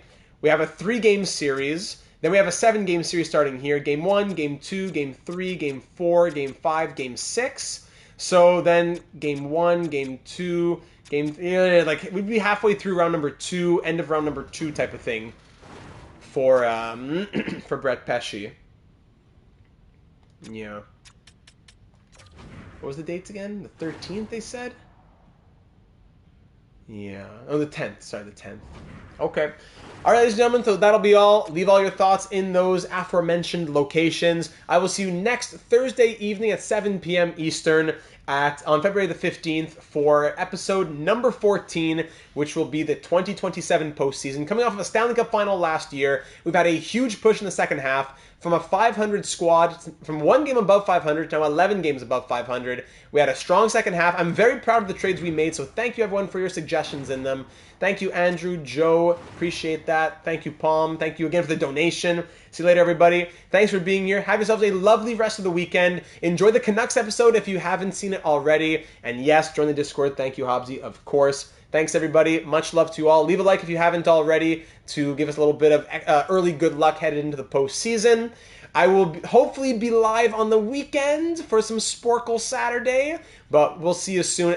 If not, we'll be on here on Tuesday for the Pirates stream. So keep an eye out for that. It was double franchise mode today, so enjoy it, and we'll talk soon. Have a nice end to your week, great start to your weekend, and go Starfleet, baby.